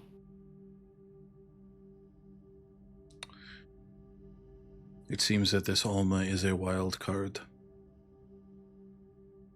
She is. I do not like unexpected variables. Well, Severian. Echinacea sort of falls back alongside him, looks up. Would you like to ameliorate that issue then? Would you like to take a peek at her?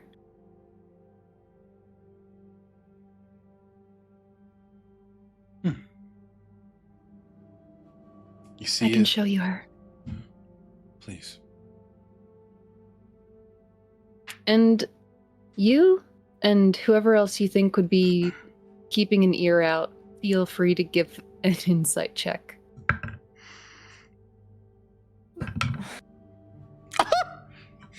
Lucian and Kaylin both got 2 natural ones. Oh, Incredible.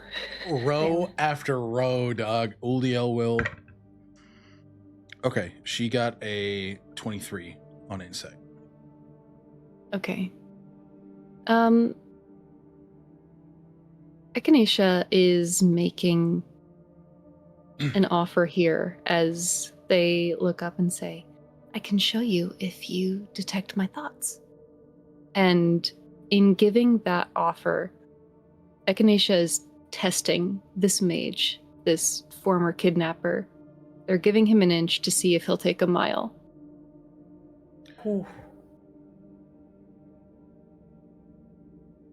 the Alec. Alec's face.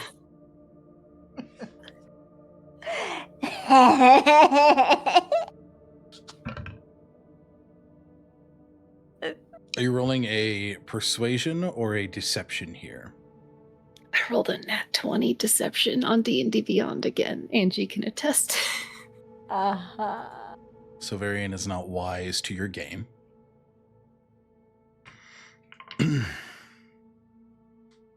Not 20 for 29. That's crazy. Yeah, I'm a good liar. So you can give him the information if he detects your thoughts. Yes, and with this detect thoughts, they're going to, on the surface of their mind, envision Olma, as they've said they will. And past that, they're going to play the memory. If he chooses to delve deeper, then what he will see is the memory that Koliata implanted in their head of ripping out the heart from Valor's chest and watching it beat in their own hand. So if he delves deeper than he should, that's what he'll see. He nods. He puts his hand outward, etching these microscopic sigils in the air as he casts Detect Thoughts. Echinacea tilts their head up, just the picture of openness. You can feel his presence lingering in your mind, almost like a large cat circling a mouse, taking in every aspect of this potential adversary.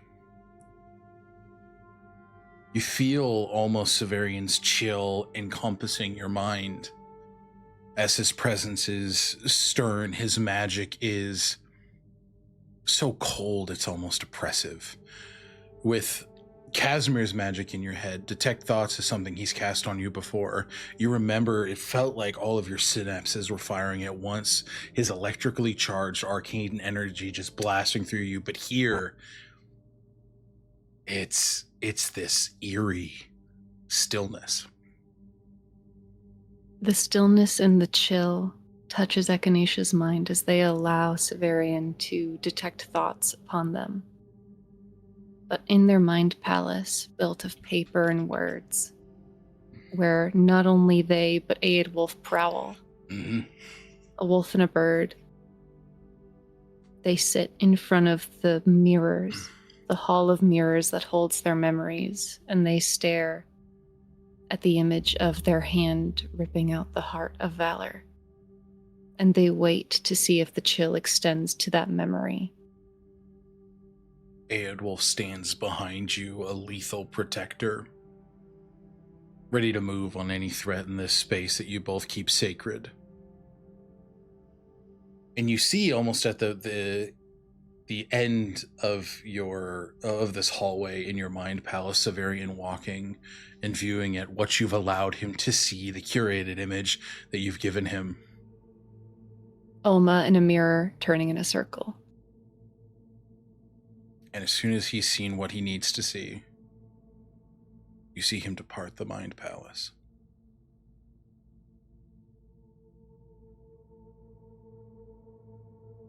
Oh, Aedwulf. Consider me surprised. Me too. Is it strange that I'm relieved and disappointed? No, I'm feeling right there with you.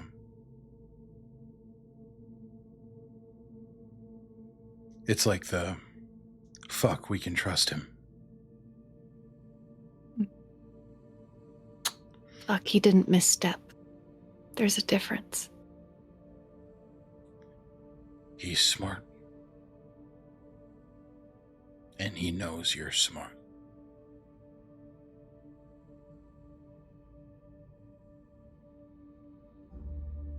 But for today, we'll take it.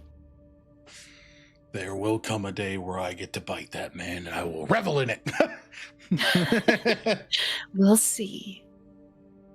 You already got to do it. Greedy. And Echinacea will emerge from the mind palace. Did you get what you needed? Yes, Severian. I got what I needed. Thank you for allowing me. It would be foolish not to. I would rather know what she's doing than not. So would I. You see the eyes roll back in Severian's mind, in his head as he casts Scry on Alma. Through Severian's vision, we see shards of glass shift into blown bubbles under the water as it moves upwards, and you see Button liking the flavor and making a lot of noise, which we love to see. But we follow this bubble as it breaches the surface, and on the surface you see through Alma's eyes Glacia curled in her Ilwinar form atop the water, jagged stones sticking outward like monuments in praise to the sun, looking onward at Takul. Surrounding her, Myrmidons, ready to attack at a moment's notice, and Swagan hidden under the waves, ready to attack if need be. But through Severian's mind, he understands that these are defensive positions. He understands that they're there if needed, not ready to attack on sight. And he sees Alma fiddling with a ring on her middle finger. It looks like warped iron and coral, but it seems to be straining against her really tight on that finger. He relays all of this. Seems like they're waiting. Alec, can I make an Arcana check on why a ring might be doing that? You absolutely can. I'm very much envisioning like Sophie's ring in Howl's Moving Castle, Yes. the way it would get tighter. Inspiration point. Yeah, that's it. That was the inspiration for it. Hey, I feel like I should stop rolling in D&D Beyond because it's rolling high above average consistently. 24. 24. Great. There are a couple reasons. The biggest one that comes to your mind is some sort of curse or some sort of agreement, some sort of pact. It tightening in that way could be a reminder of said pact, could be the price of some curse, but it is definitely magical in nature, and it's oppressive magic. It is magic that makes the wearer or the holder of said magical item know the price of what they now have. So you imagine that this ring could be quite the boon. It could be a myriad of things, but magically it's either cursed or it was gifted by some being and it holds quite some level of power. Didn't Alma one time reveal to us that there was her father, something to do with her father? There's a family history of there being a curse. Take an inspiration point. Yeah. Did she? I don't think Echinacea knows that. There is no. This is above table knowledge, because the scene was she talked to Elizabeth, and the reason she was there to help in Iothalor was to do good on a curse that was bestowed from her by her father, or that she inherited from her father. We found that out though, didn't we? I remember because we had the conversation in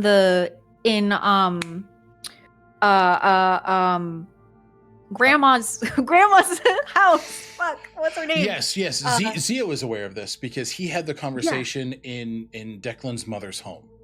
Declan's mother's home. With Lila. Lila. Yeah. Yes. Okay. So I was like, I swear I didn't know this as in character, but I can't remember. Echinacea does not know this. Okay. Alma did reveal to Zio that she has something to do. To accomplish. She has something to accomplish, that she was getting what's her nuts Elizabeth's help with. Elizabeth's help with. Yep. and she mentioned her father. Mm-hmm. Okay. So all of this is relayed. You don't know this yet, but once you're aware of what they're seeing, that can absolutely be relayed. Yeah. Yeah. And I don't think Echinacea is quiet. If you would like for Zio, as Zio is saying, don't doubt yourself, don't doubt yourself. Yeah, give me a perception check, Zio. Yeah. Which one to use? But no, that's an incredible, perfect callback, Angie. That's really good. It's an 18 on the die, and you said perception? Yes. That's a 31. Yeah. Absolutely. I'm not being quiet. You hear like exactly what you need to hear. Like that ring on Alma's finger looks like it's either a pact that she's trying to break free of or a curse that's oppressing her. I'm not really sure though about that item. What about a pact? I don't know if it's a pact. Severian has very kindly scryed on Alma. And they'll relay where she's better laying yet, in wait. he minor illusions the scene. Oh, thank you. So you can see now what was described through his scry. Back and I with the lore. Back and I with the lore. When I spoke with her, she was there to help Elizabeth because of... Elizabeth was supposed to help her back. Some kind of... I don't know the details, but she mentioned her father and a curse.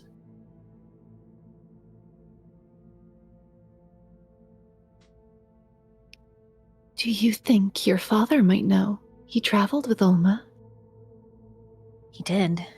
And I wouldn't be surprised if he actually knew her father.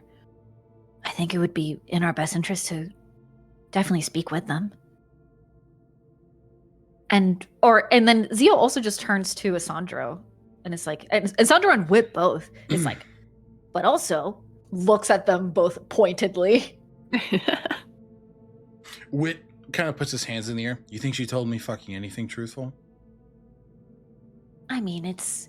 She didn't. I think it's fair for me to potentially assume that there may have been some sharing of information. And then Zio looks over to Asandro, kind of big puppy dog eyes. Whit just goes... To Whit, it's always like this sort of like slyness between the two of them, and then to Asandro's just like... Baby! Yeah, Whit, she never talked about her family with me. Disclosed any of that. So that was a toy to her. Isandro. Quietly. No, true. Isandro kind of... I know her father was killed when she was quite young.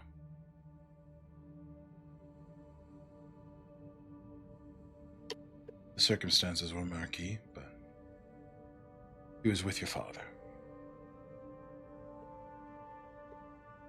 So yeah, listeners. Oh, Dad. We have to speak with him then.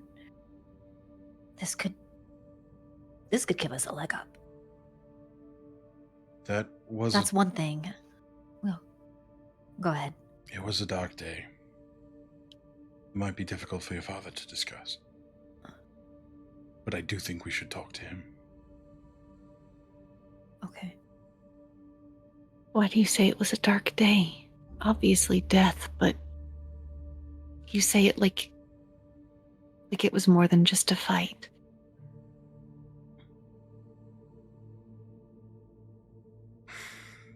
It was more than just a fight. It was the fractured belief system of the Scorched Isle coming to a head. Community members fighting one. A group were on an expedition to find Tosekata.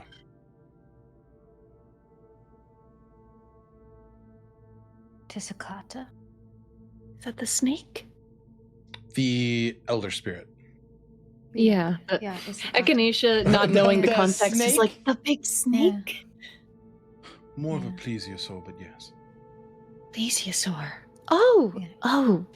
It was like remember the big shape that That they were fighting engine- about. Yeah. I didn't see the fins.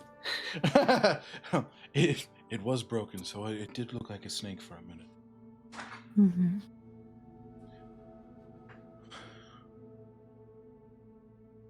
A group were going to go find Isakata and try and kill her.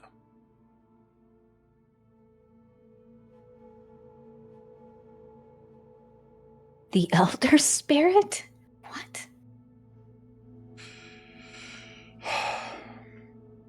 There were a lot of rumors.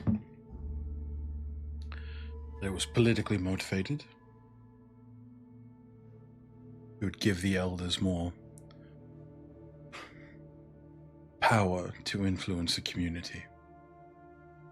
If she were gone, which would be true, and now knowing what we know about my father, I wouldn't put it past them.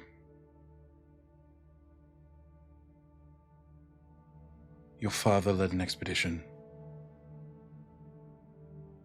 to try and stop those looking to kill Isakata. He was one of 2 who returned. It was a group of 12. And Ulma's father was trying to stop the killing of Tasakata also? Yes. So they were friends. It wouldn't surprise me. Alma spent a lot of time with us when she was young. After her father died. Mm-hmm.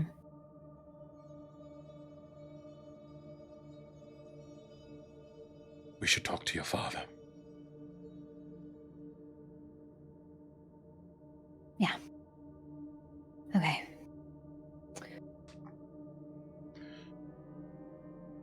And the group of you arrive to the gate to the elemental plane of air.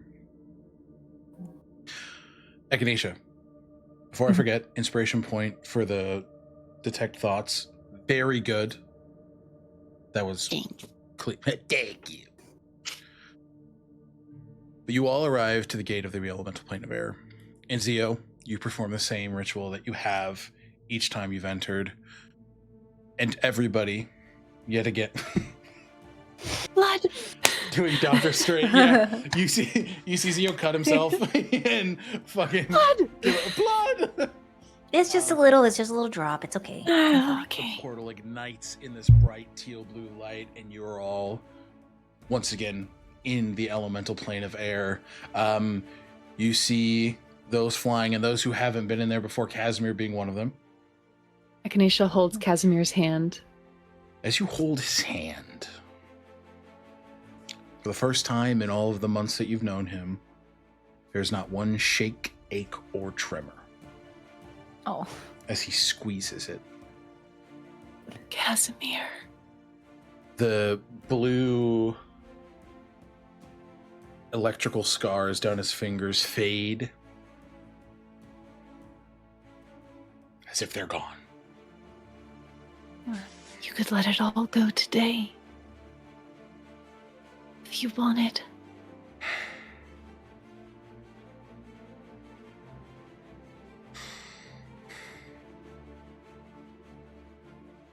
I suppose I don't need it, do I? I think you're stronger without it.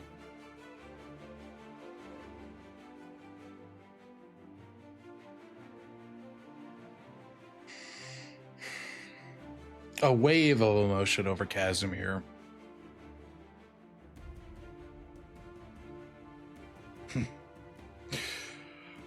Join me. He wraps your arm around his as he spins in a spiral, and you all see the electricity arc out from his fingertips as it creates this helix swirl as you dive from one gate to the other, as he lets it all out, as he unleashes this shackle on himself that he's held so long in guilt for the pain that he's dispatched to so many people.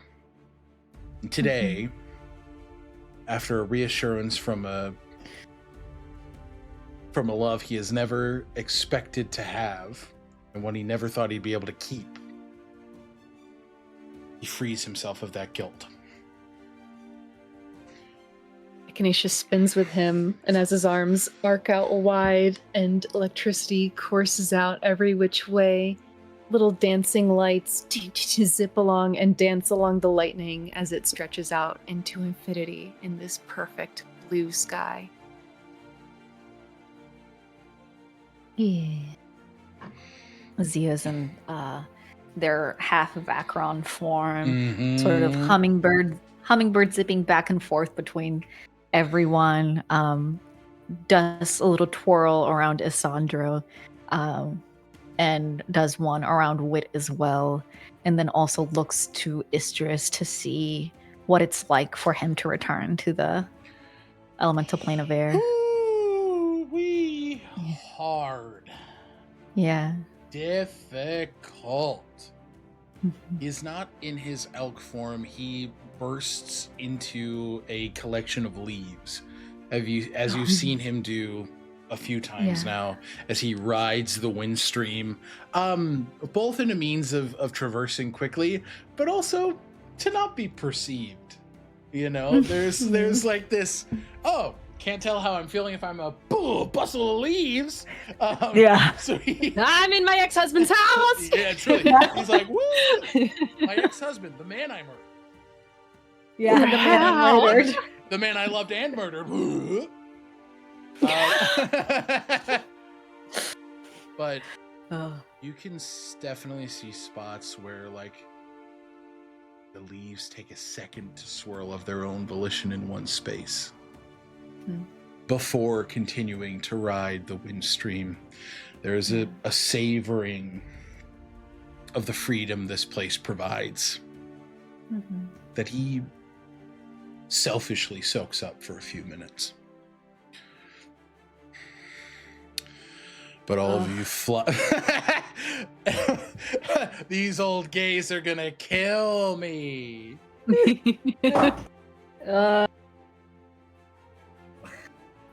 I'm also just sitting in the wind stream soaking it up.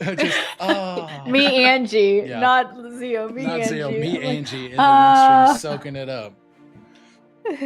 You fly from one gate to the next, and you land back home into Cool.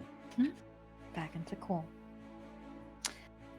There had been a description of ice spires and things. Are these in the vicinity of the Cool? They're stones, but yes, you see them as soon as you come out, because as we discussed before, this gate is kind of in a cliffside, rainforesty portion of Takul. As you exit, you're not far off from your house. You're not far from the tree house, but you see offward, facing your home, these rock spires that almost that very much mirror like the stone structures in Bildaguatu, in remembrance to those that have been lost. And I'd say you're able to see some 300-400, maybe upwards of 500 feet off the shore, Glacia curled in waiting. Oh, she's there. She's right there. Yeah. Oh, she can wait. She can wait. Let's I think Zio's going to. Zio! Echinacea points back at the gate that you just took us through. Yeah. That was incredible. Yeah. I don't know if I told you, but I've been thinking that I could potentially try and find more of these throughout. I think I told you, right? You can go everywhere.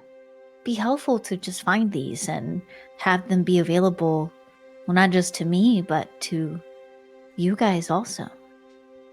That's incredible.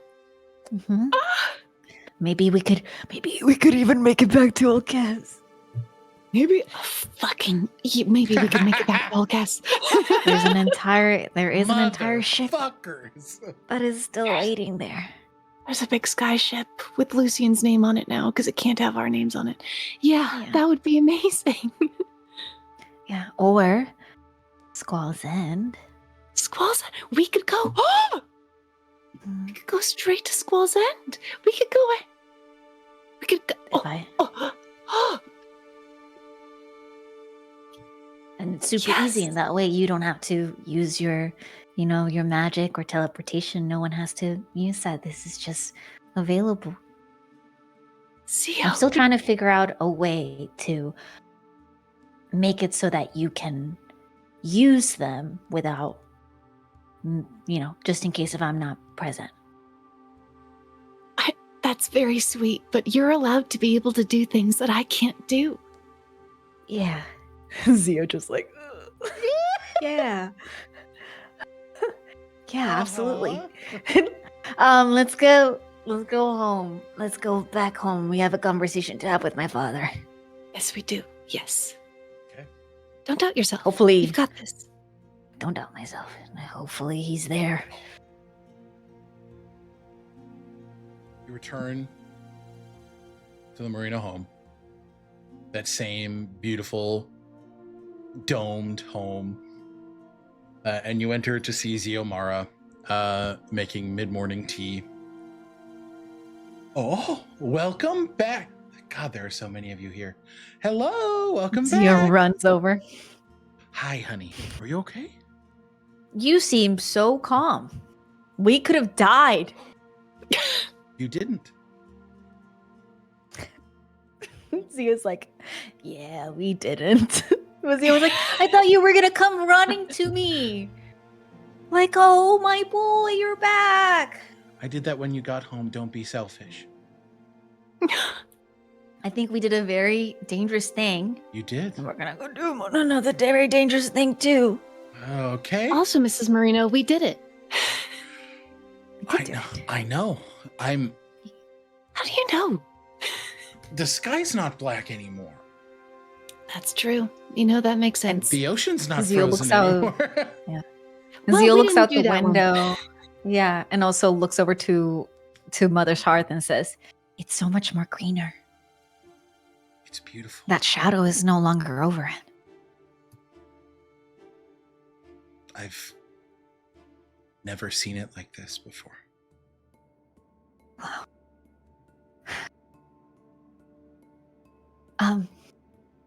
Where's Dad? He's working inside the treehouse with Io. Okay. We have to talk to him. Okay, that tone didn't sound great. Well, it might be an uncomfortable conversation for him. But it could potentially help us. What's it about?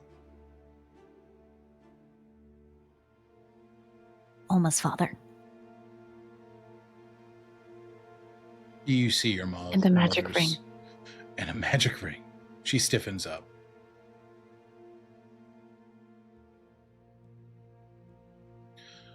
That will be a very hard discussion for him.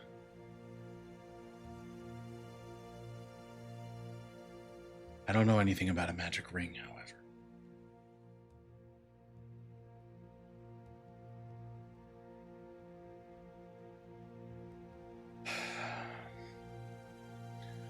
Well, Take tea before you go. yeah. Is there enough for everyone? Do you need help making more? No, there's enough for everybody. The teapot's ginormous. So please. We drink a lot of tea in this house. Yes, we do. It Help smells your- incredible. It's spiced. It's like a Bengal spice tea. Ooh. Ooh. Perfect. Grab a glass for yourself and you can make your way in. Thank you. I think as everyone kind of starts settling and maybe just trying to, I don't want like the whole group. No. Casimir sits down. I think Lucian and Kaylin are gonna take a beat. They kind of they're like, not everybody has it. No. Wade goes and lays on the couch, like just I can take a little nap. So whoever you want to be there can be there, but everybody is ready to disengage in whatever way you see fit. I think Zio is going to definitely have Istris and Elidas there because this could potentially help in conversations to be had.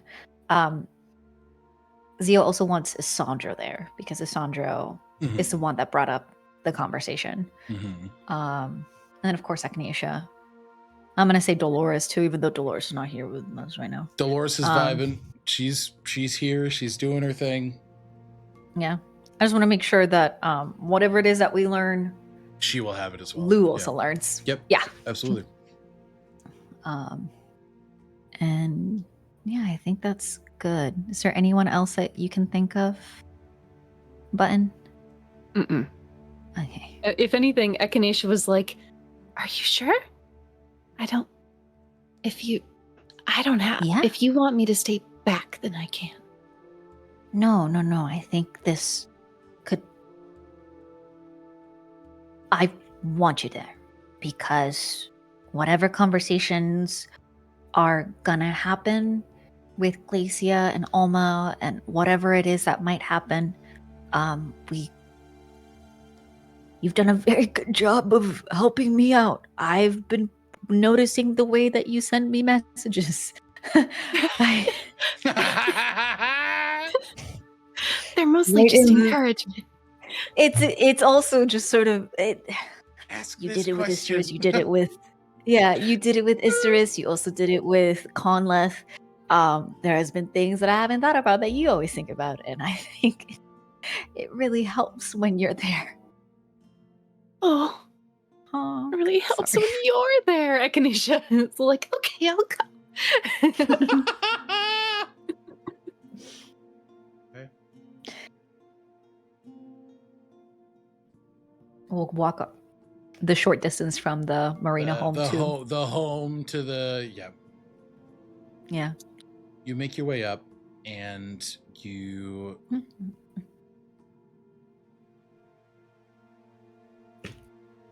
see Io and Iolus sort of sitting and tinkering with something.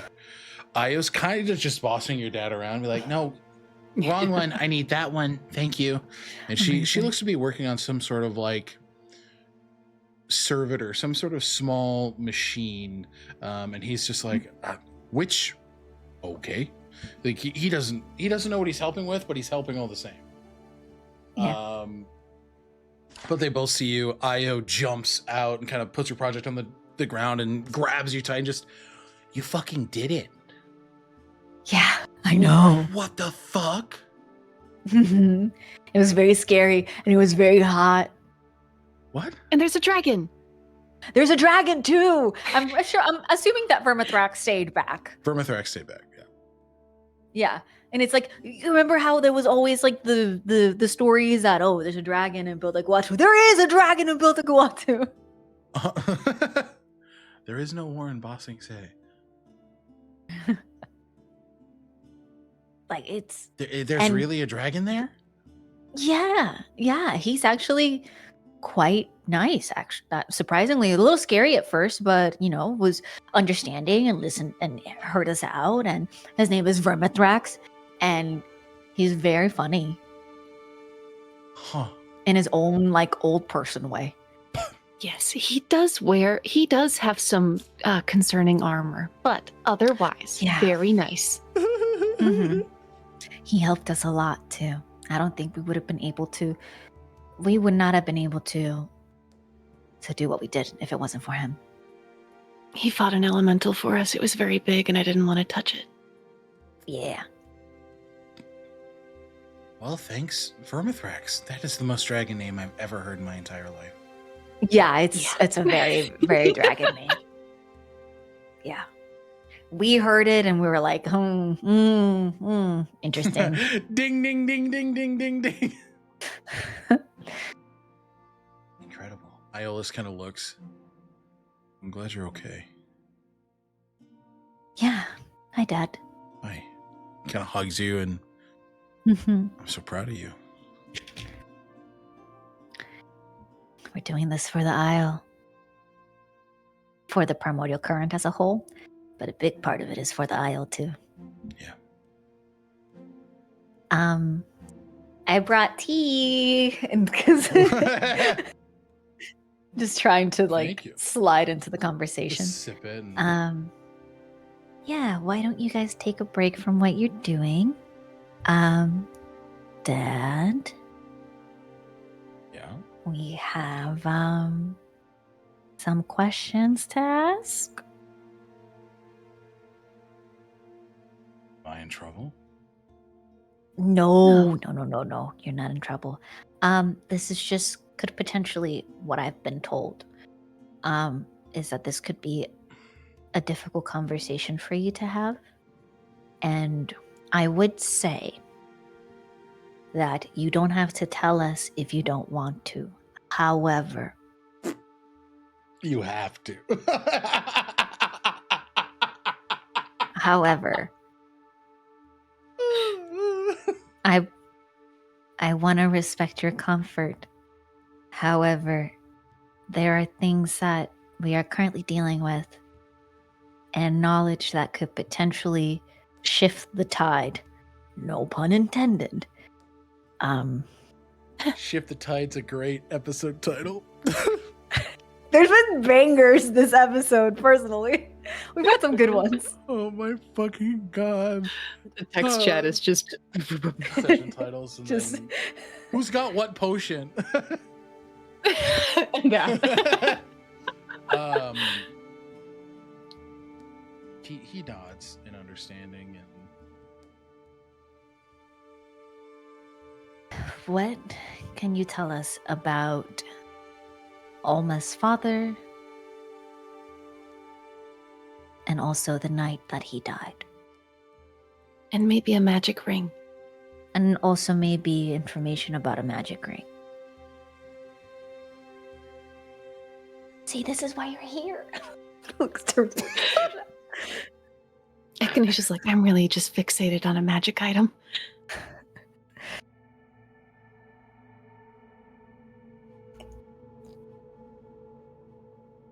your father kind of sinks. Mm. He sits on the bed and just inhales deep, holds it for a few seconds too long, and then he exhales.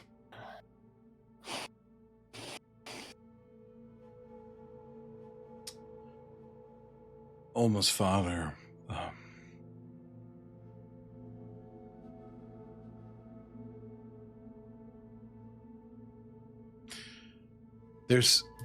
it's complicated. There are smiles, but the smile breaks just as quickly as it forms.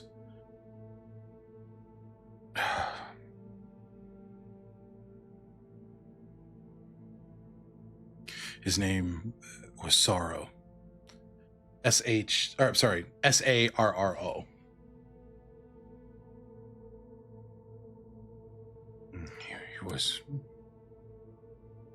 He was like a brother to me.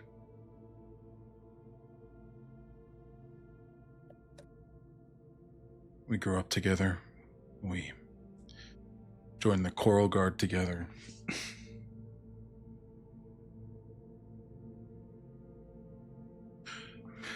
You know that my family died when I was very young. And I didn't have anyone. I always had Sorrow.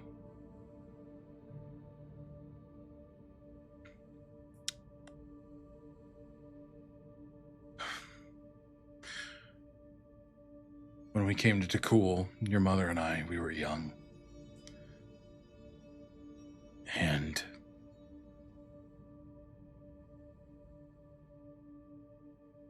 Sorrow had Alma when he was very young, years before your mother and I had you and The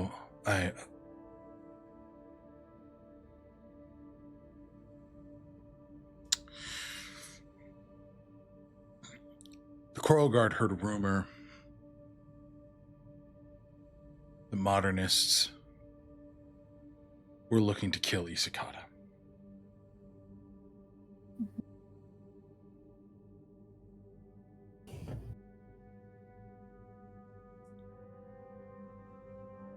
And I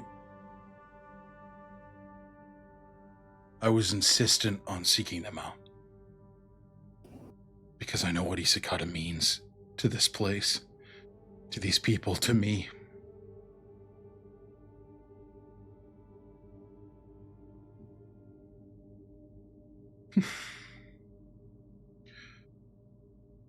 We were fought hard. People didn't want to, particularly members of the council, looks kind of sheepishly at Isandro.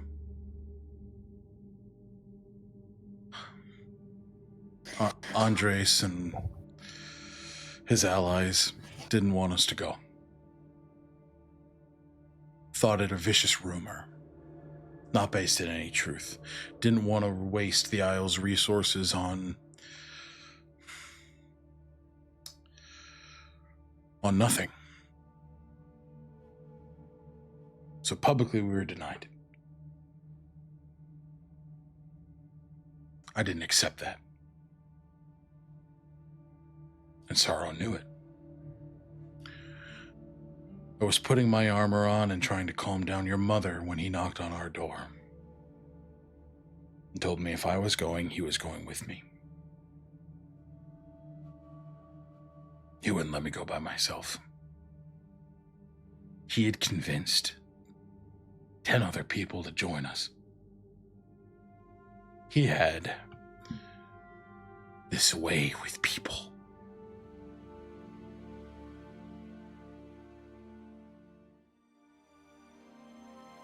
It's like he could speak directly to their hearts.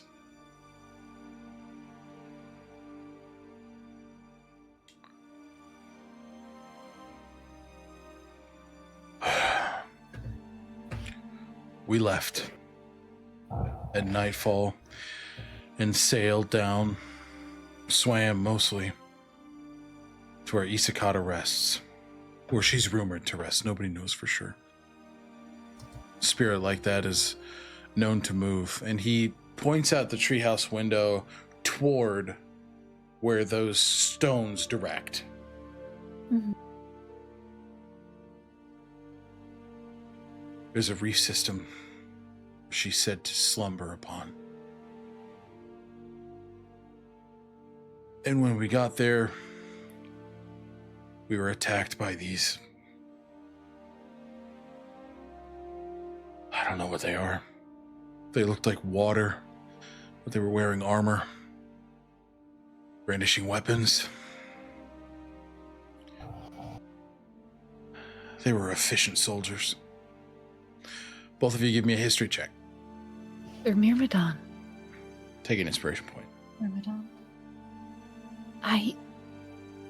At the Gala of Innovation, before I realized that they were enthralled to Olma, I killed one who tried to kill Kaelin, and then I brought him back to life, and in so doing learned that he was enthralled against his wishes, that the armor that he wore forced him to fight for Olma. So I rid him of the armor, and I banished him to the elemental plane.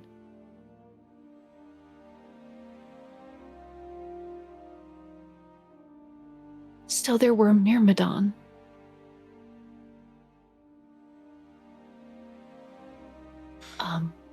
Echinacea will... Issakata.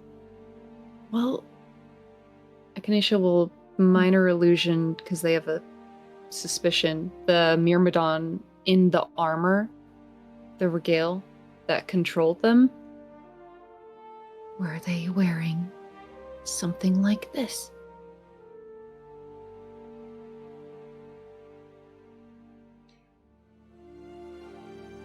Yes. Can you describe that ring for me?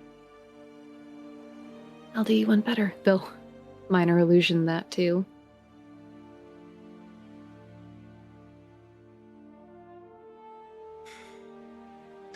That was Sorrow's ring. You led us into a trap. So he was... all along, he was on the side of the modernist?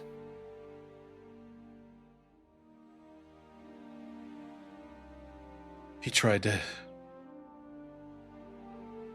have those who would eagerly oppose any modernist agenda killed at the behest of members of the Council of Elders.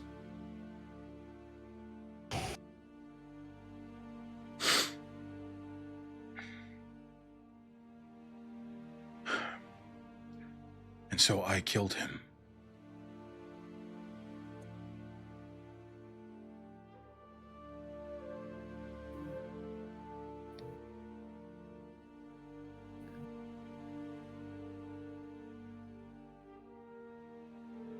So then, what is this curse that Alma spoke of?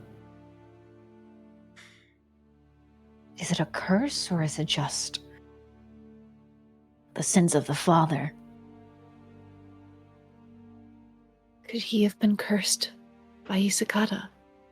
You say that he led you to those stones and that those stones are where she said to rest? And Glacia is there now. Maybe it's something longer term. I don't know. We also know that Alma is said to have visited Caladan. Maybe the curse could originate from that near mythical place. But are there, going back to Isakata, are there legends about her regarding curses? She's seen much more as a matron, a mother, kind and caring. Sorrow's ring, only saw him receive it after visiting the mainland. Receive it? Where? Lyothalor. Every time. Elizabeth? She's young. Might have been Viola. That name's familiar. But they're gone now, right? She's... If Sorrow got it when he went to the mainland, that would have been a long time ago.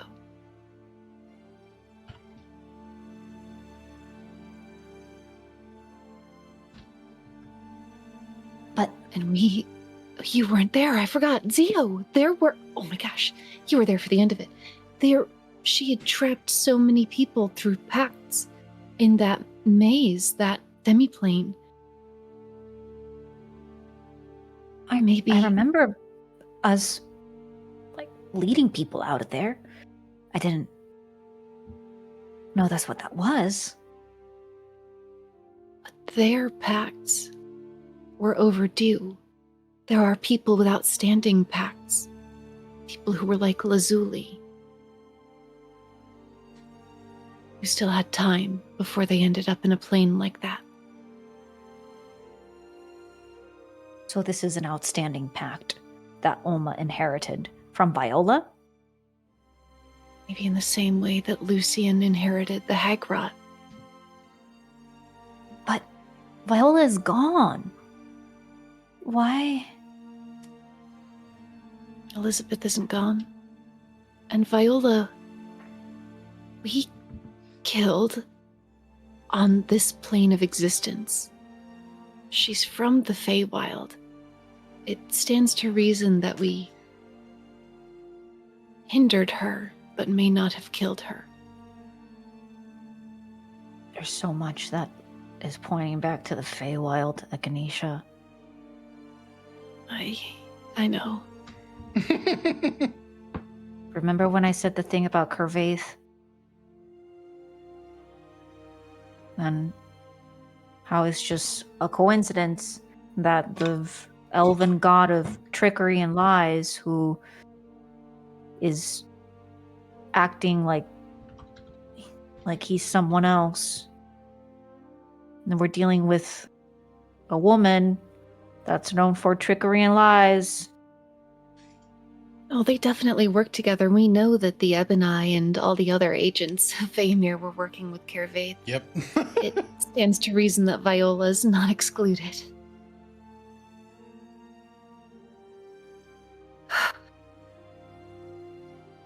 Question is does Oma know that? She was willingly helping the Ebony. Mm-hmm. So was Kaletra.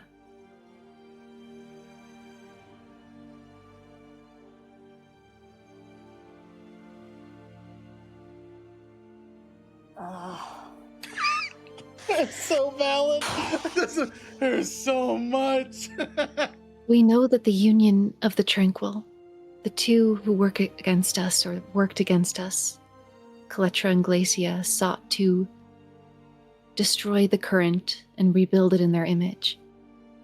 Perhaps Alma's goals are loftier and align more with Vaemir's. To Not break just the world. Vaemir.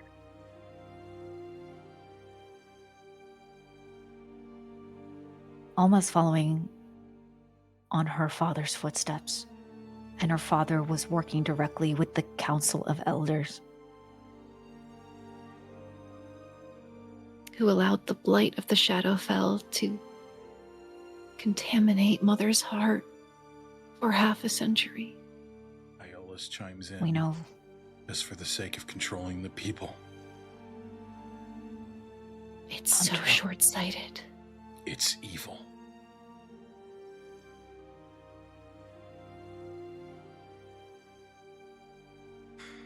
Sandra, did you ever... Was there ever anything growing up, anything that just didn't seem right with your father, that just didn't quite align to the way that... Too many to count. But he always had plans in his home. For what he wanted the Isle to be.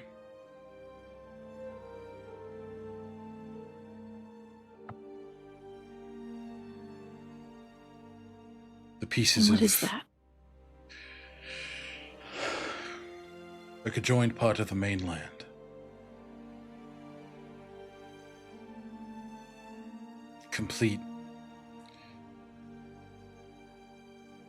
Completely converged with its lifestyles and cultures.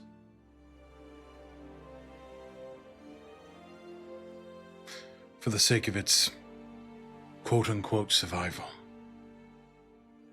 He wanted more.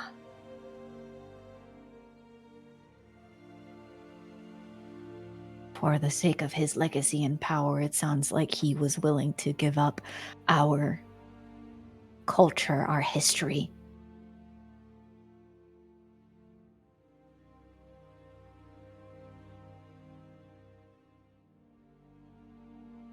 By eradicating the spirit. There's no more patron saint. Issachar is not the only one. There are others throughout the different islands. If they'd planned to do this with Issachar, how are we... Do we know if they were ever successful with any other guardian spirit? Zio, can you ask the Amine?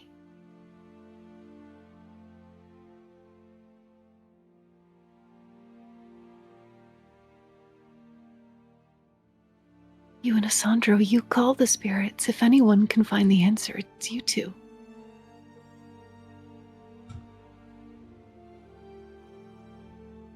Zio looks over to Asandro.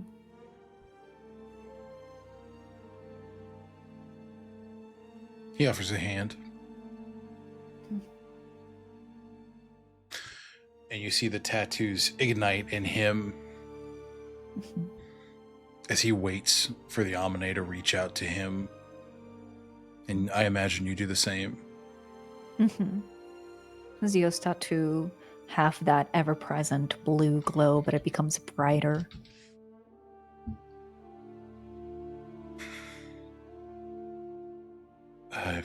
Wind Amane, the small winged rabbit, dances between the two of you, showing its belly as it flies backwards and its wings flapping alongside its ears.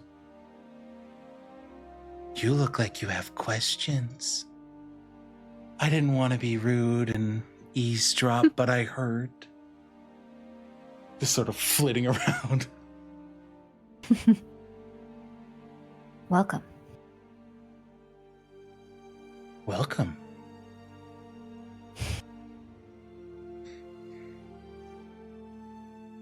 Little Amine, do you know about the patron saint of this island? Yes. How is she? Tired. Someone is seated in her home. With permission. Glacia is there with permission. Yes. Interesting. She is one of the great elders. So it wasn't forced. Isakata allowed her a stage to speak.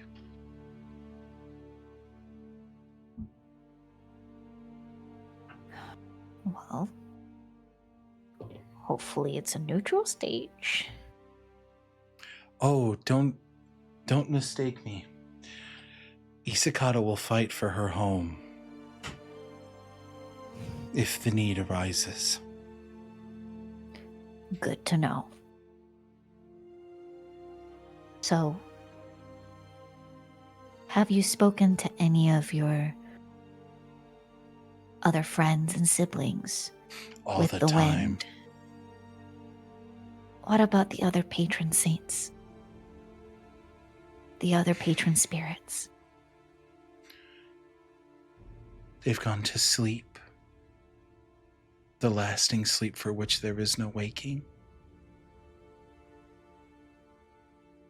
They too were made tired. There is no waking. The light that ignites these guardians is hope.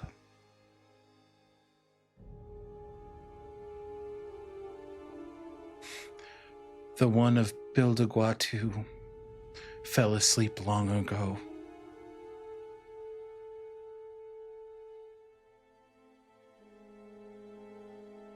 And the one within the volcano soon after. But those on the outskirts, like Isakata, remain, though they, without the harmony, they are tired.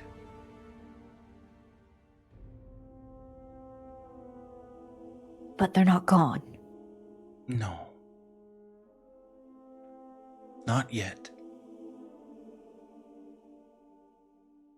Well, I know of several patrons that will bring a little bit of hope to build a Guatu and Mother's Hearth. We will need lots. One is as strong as a dragon. And then 4 others who work together as siblings. Ooh. They will need hope to be strong,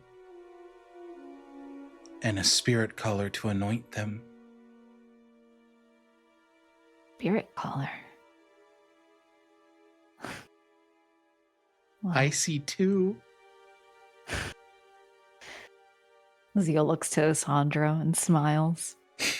He sits and blushes.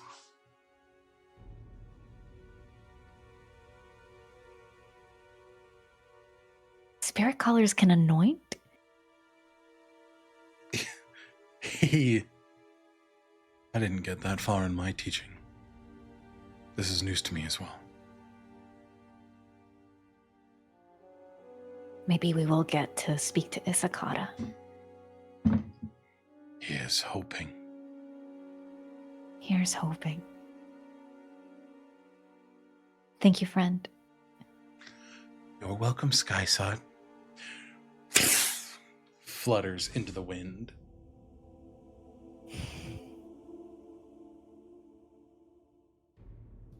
Iolus looks saddened. I failed her, you know. Failed Alma. who? I did this to her. How? I killed her father. And now the weight on his shoulders is hers.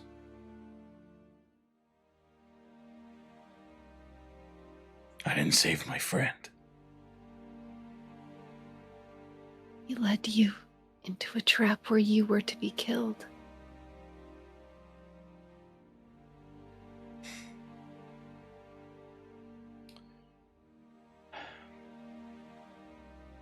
He was still my friend.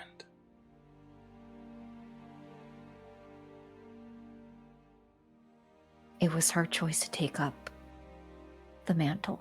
She didn't have to do that. It's not your fault.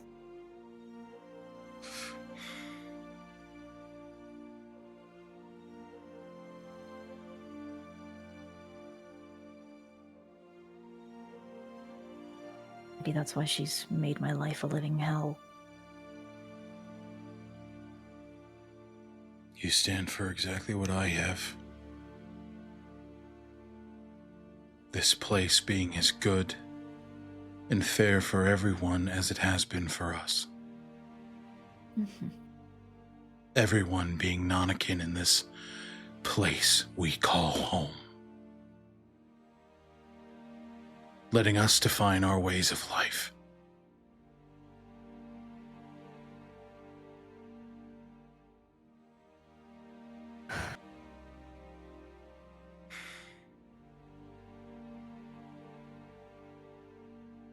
So, looking forward. Potentially removing the ring from Oma? Anyone in opposition to that? I'm all for it. No, leave it on. Iolus just nods. Iol's like, yeah, fuck it. Isandro nods.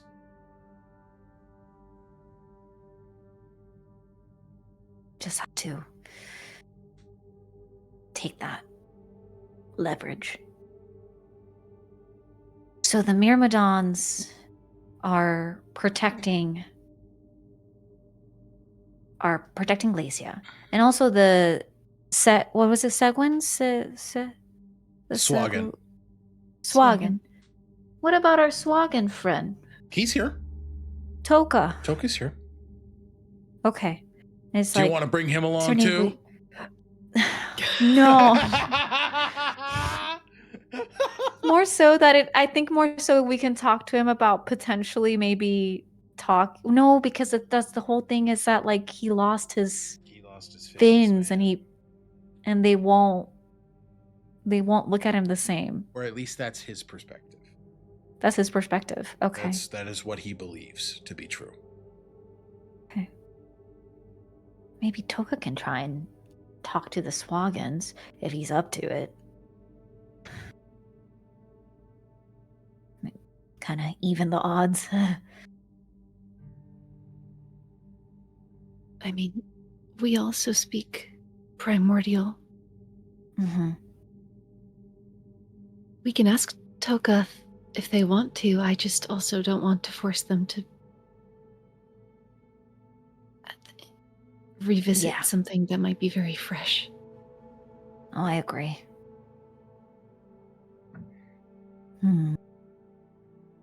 Is there anything that the Myrmidon told you when you... Aquin? Yes, he was being controlled by the armor. And given Severian's scry, it appears that these Myrmidon are also wearing the same armor, which suggests to me that... Are you okay? Oh, okay. Sorry, that was such a big gasp. Yeah. My princess isn't here. Baby. Princess! Okay. Hello, Rennie. Franny. It suggests to me that they might also be ensorcelled. In which case, I would like to free them. Is there a spell that can cut off the magical connection between a magic item? It depends. Are we in 5e or 3.5? 5e. Nope. Darn. Dispel magic. The spell magic will work briefly for 10 minutes. If we had disjunction, we could just kill it all real fast, but we don't. Do I have that prepared Fine. today? One sec. Does anyone have dispel magic prepared today? I don't. I'm an idiot. No. Oh, we didn't know about it. Look at her. Look at her. She's so cute. Hold on. Can I do the thing where you substitute? One sec. I can tell you Does somebody on any your of- party has Dispel Magic prepared. I was about to ask. Is there whom? Casimir and Severian. Severian. The big boys. Yep. Okay. Oh my god. Oh, She's just like, immediately "Oh." asleep. She's so cute. She's perfect. Ooh, I'm gonna steal her. Mhm. Oh, Okay. Because Okay. we could try dispelling magic. I could also try shooting her finger off if I have a good enough. I It's do like a have Hail this arm prepared. Mary.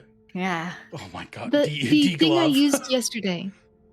The thing I used yesterday to steal the Ragwar machine, I do have prepared today, as well. Well, does it work for a ring as well?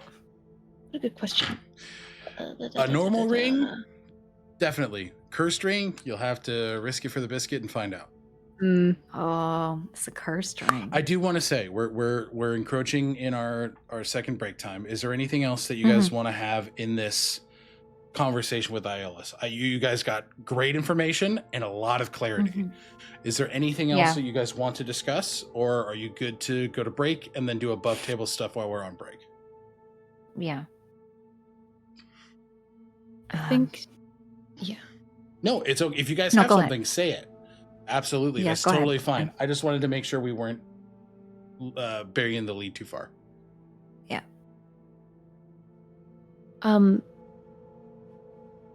Iolis is not Echinacea's family. They don't want to encroach. There's just that weight that they witness. The weight of taking a life. And the only time Echinacea's taken a life, they were able to give it right back. To undo what they had done. And as they consider taking the mantle of Whistle, being the one to do the deed so that others may not have to, that weight unsettles them, and they're not sure if they have the strength to shoulder that burden.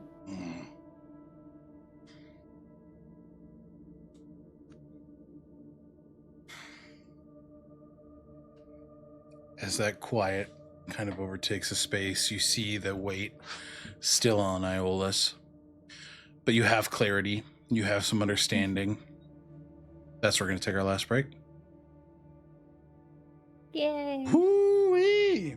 Oh no, it's sad and hard and sad. Skadios. Oh no. All right, guys. His Thank you father for tuning in. betrayed? Sorrow betrayed him. All right. We'll see you guys in about 10 minutes. Bye. See you soon.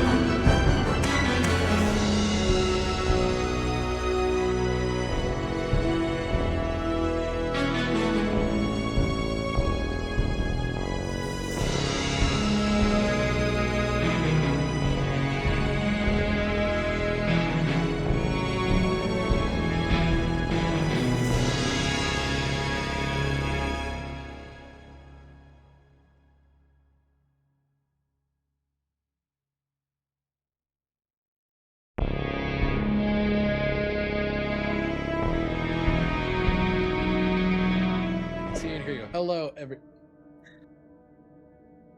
Are you Are you good? Oh no! Oh, Bless you. oh my god. Oh Get it out. no! Oh no!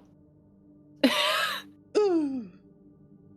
I just sneezed the demons out. Holy shit! Excuse me. Pardon. Welcome back. All right. So you guys have just had a very difficult conversation with one Iolus Marino. Mhm. What is the plan?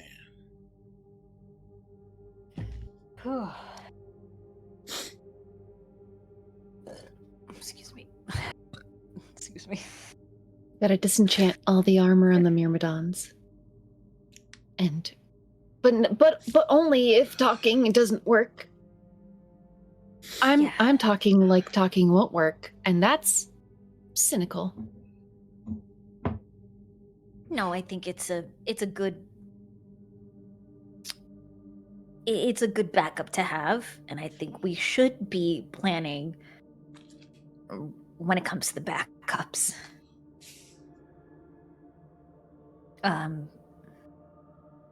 I think that even though Glacia is more methodical, as per what Helitis and Istris have said, I wouldn't be surprised if she wanted to get her lick back, considering we've pretty much ruined her plan.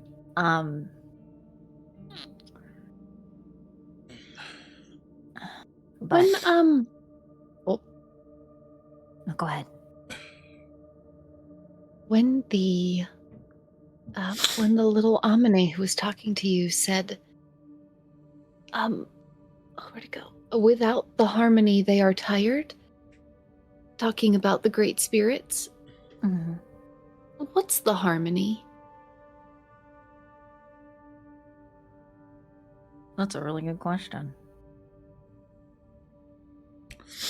I'm So you- assuming it has to do with the I was gonna say, you can give me a history check, or you can finish what you're saying, and then Yeah. I'll go from there. Well, I'll say something out of my ass first, and then I'll do a history check. Listen, you don't know if it's out of your ass. It could be on the money. You never know. Zio says, I think it might have something to do with the harmony of the people. That's exactly it. It's the happiness and satisfaction of the people of the Isles. Mhm. How in tune and harmonious they are, how happy they are, how hopeful they are, with the growing rift between those who wish to highlight the Scorched Isles culture and to live in it and to celebrate it, and those who wish to move forward. There's a lot of dissension. There isn't a lot of open conversation and understanding. There is not a lot of harmony within the people. They have willingly created sides. There's no unity. And in that, there's a fractured, I mean, Echinacea, you know this as well, gods derive their power from worship. So entities like the Blade Brother and the Maiden of Blades are notably weaker than they were during the time of the Divanthir Empire. You imagine it's something similar to that, where these aren't gods by any means, but they're idols who derive their power from the people they protect. And those people are heavily divided, and that affects them, much like the emotions of the people within the space affect the Amine.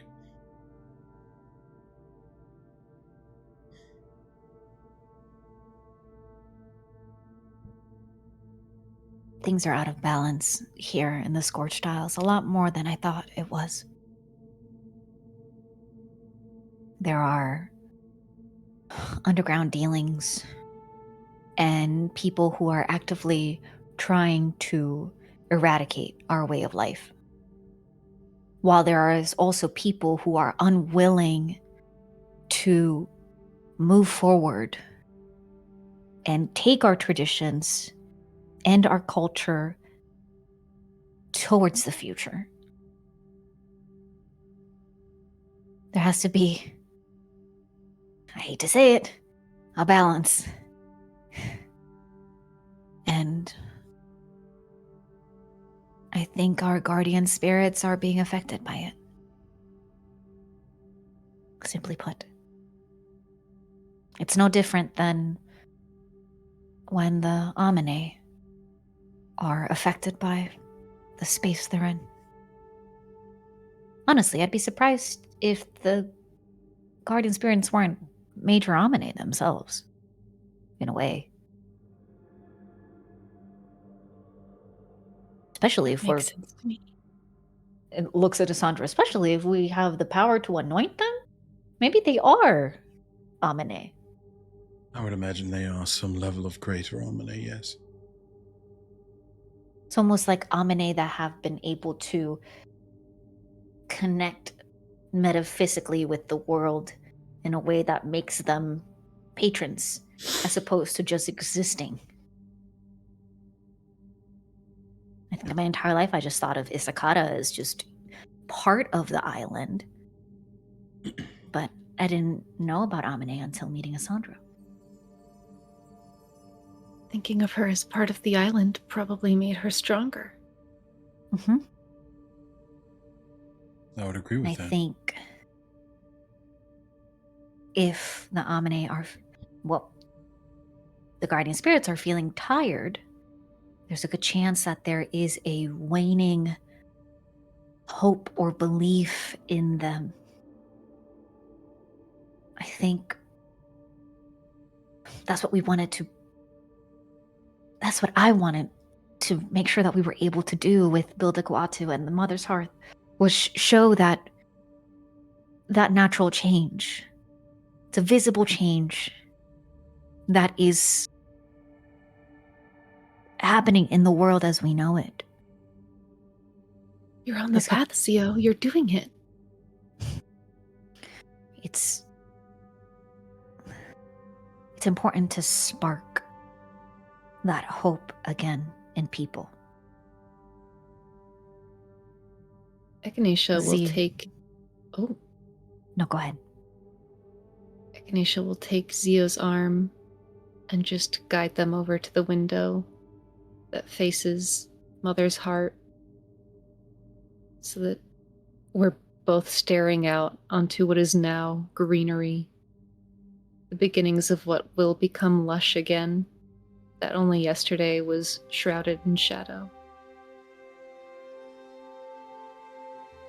Zio, you're the spark.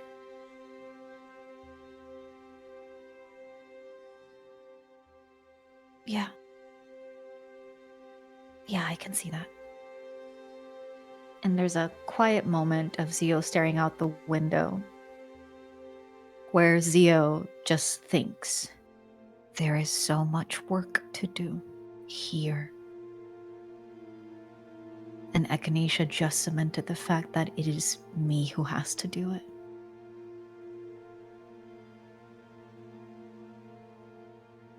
I just got full body chills.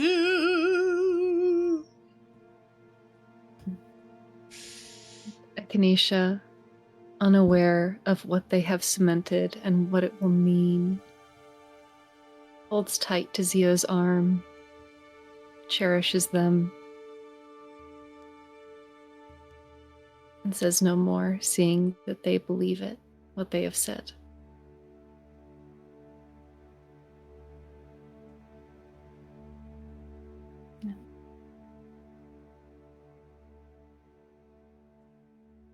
Let's get back to the group.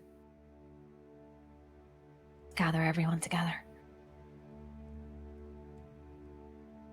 We have an outsider to talk to.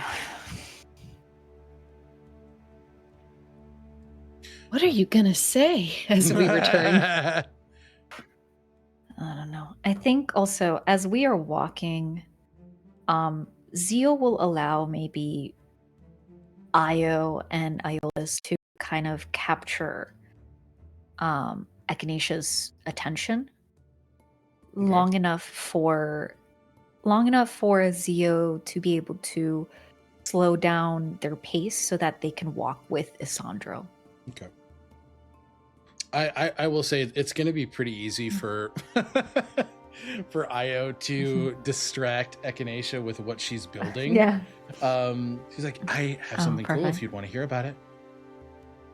Always, Io. Okay, so this is going, I'm calling it a sentry drone. It's basically going to have a crystal within that's going to be able to scout and see what other people need. It'll be filled with That's incredible. there. Thank you. There will With be their consent. yes. Okay. Just checking. It will ask if they need help. Okay.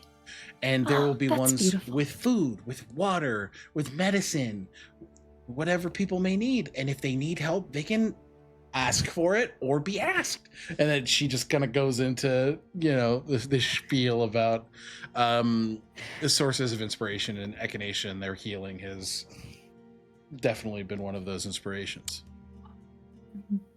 Oh. Yes, chattering away. Absolutely distracted. Yep. Okay.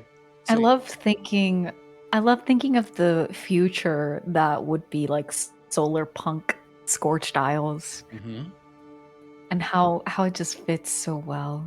mhm. Besides that though, Zio kind of walks a little bit more slowly beside Asandro and leans almost into him the way that cats do when they walk, where like they can't seem to, like, bonded cats cannot seem to be apart from one another, and his tail curls around Asandro's as they walk as well. I want you to stay with me here after this is all said and done. Stay. Twit to stay too. But you and me, we have work to do.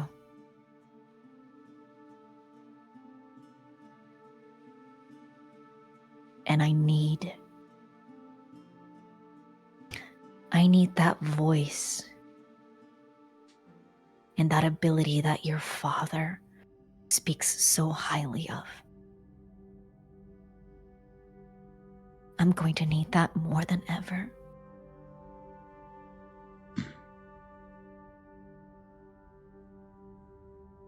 You haven't told them, have you?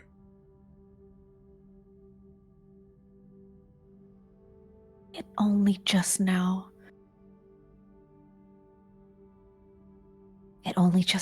fell into place.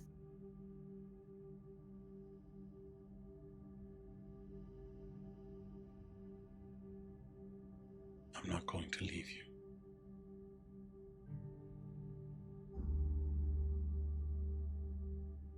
Please don't. I think I'd fall apart. You wouldn't, but you don't have to worry about it.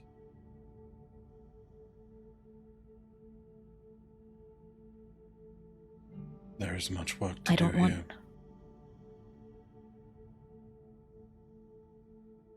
I think Takul will be okay, but the other isles. The Elder's The influence other- has been too strong. We don't have to. We have to do what we do best. We have to speak with the spirits and with the Amine, but more than anything, we have to speak to the people. Be a bridge between worlds. Yes. I don't want to push you towards a position that drove you away from the Isles to begin with. What drove me away was my father.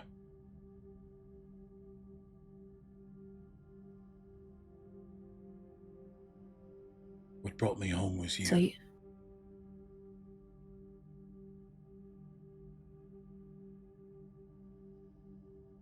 but it shouldn't just end with me. I'm choosing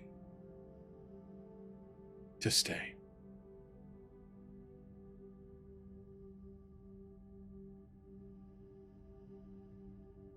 I'm saying if yes. what you're...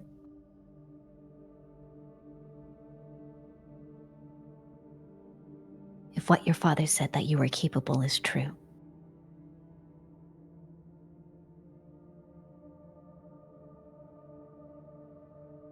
would you take that mantle? Not as a Cthulhu, but as one of us. A merino, even. I would do what was best for the Almanae and the people of my home.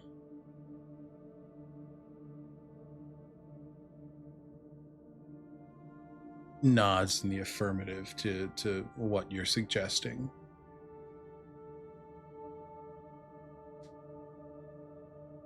I love you. Pulls you in and kisses you deep. I love you.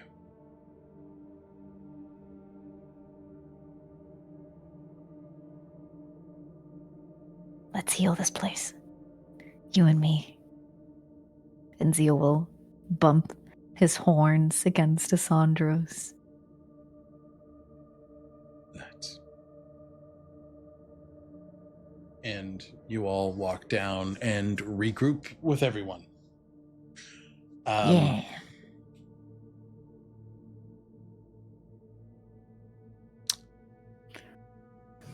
I imagine we relay what was discussed.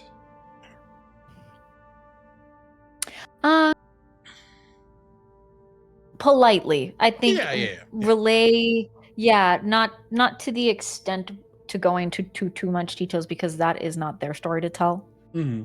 Especially for Iola's. Mhm. But we will The context talk as about... it pertains to Ulma and her ability Yes. and whatnot. Yep. Makes sense. Okay. Yep. All right. So, who's going? I'm going to leave that up to you guys. Echinacea's like, I'm going to step back. I mean, I'm going. Caitlin and Lucian, Bink, Silverian, Bink, Oldiel, Bink. Everybody you have is Bink, Bink, Bink, Bink, Bink, Bink, Bink. Yeah. The same group. Zio does look over to Isandro, who I know Isandro would probably come along as well. Mm-hmm. Yep. And then also does look over to Wit and An incredibly lackadaisical, like, yeah, you sure? I'm coming. Okay. She's got a couple licks coming from me. If talking doesn't work. If talking doesn't work, look at you. You're learning so quick. Shut the fuck up. No. Xiomara, not in my house. It's okay. It's okay, Mom. It's okay, Mom. This is how we flirt. Okay. So same crew you've had before. Mm-hmm. And yeah, Helitis and Istras. they're going. They've noted that they're going to be more of the support role, but you know, they're not going to be super. They're going to let you lead the conversation based on what was discussed earlier in the day. But also, now knowing Word of Recall exists, Zio is going to look at Echinacea and just, if things get difficult, if it gets to a point where it may not be as favorable to us, you do have that Word of Recall. I do.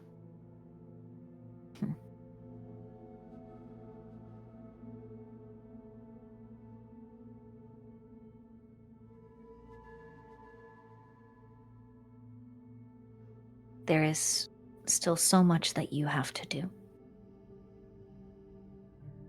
So much that we have to do.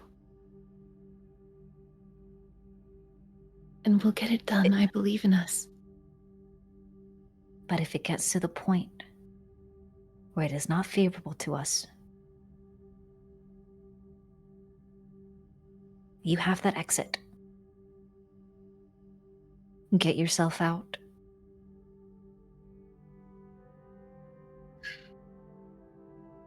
And the 5 people that are closest to you.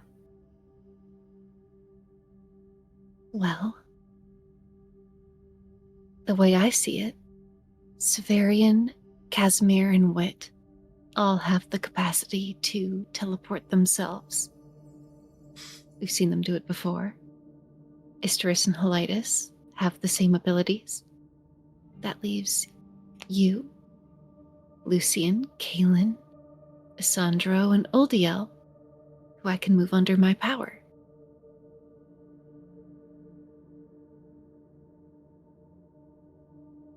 I wouldn't leave you there, if that's what you're trying to imply.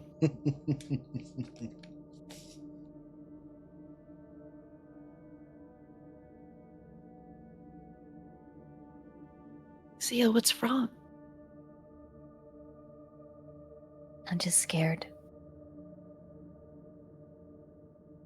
Give me a deception Scared of check. what could happen. Me? Is that all you're upset about? No. You thought you could sneak that one past me, dude? That's crazy. Yeah, Okay. roll me and have inspiration point. And then You're rolling against my passive insight because Echinacea's not. Like, they're just asking. They're not like, It's a 21. yeah, that beats a 14. lock it. Echinacea, they're just scared. Don't be scared. Echinacea takes your hands, and as they do so, there's a warmth as they clasp each of their palms atop the backs of your hands and cast Death Ward. Oh, you are the spark. And there's nothing to be afraid of. We have been here for each other. And once again, here we are. I know you won't leave me there, and I won't leave you there. I have you. I have your back. Okay. And I have yours. I know. All right. Let's go meet with Glacia.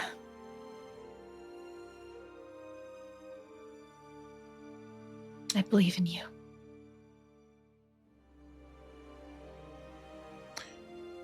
You make your way out of the Merino home, saying your see you laters to your parents, your sister, The biggest hugs. and they are reciprocated just as big. Not wanting to let you go, but knowing the importance of what's being done.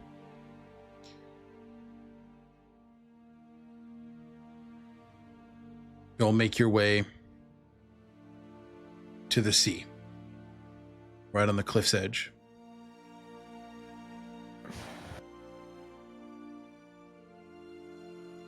And you see off in the distance Glacia, curled like a serpent, waiting for you. Alma, standing atop the water next to her. And as you guys begin your approach, Glacia stands, tall, proud, and curious. This lupine-like equestrian body with the patterning of some sort of scaled otter.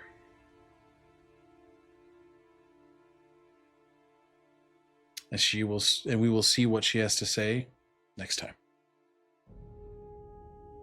So that's where we end tonight's chapter of Known Realms Tolesh. Eee! Eee! Oh my god. Heavy breathing. Yeah. Nicely done, everybody. Next time we will meet Echinacea and Olma on the seas coast, or off the coast of Takul. Oh no! Ah! Oh no! Ah! Dad? He's back. You're here. Okay. We will meet Echinacea and Olma off the coast of Takul. But until then, let's outro our players, starting with Angie. Hi, everybody. My name is Angie, they, them pronouns. I've been playing Zio Marino, he, they pronouns, who is not scared, but scared is not the only thing.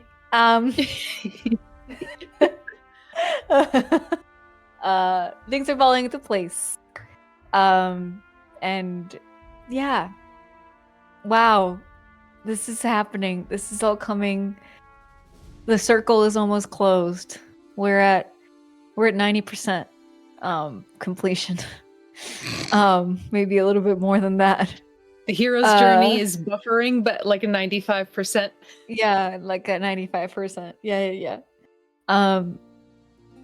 You can find me here as Zio for like, I don't know, the next like 2 or 3 sessions. Who knows? Probably less.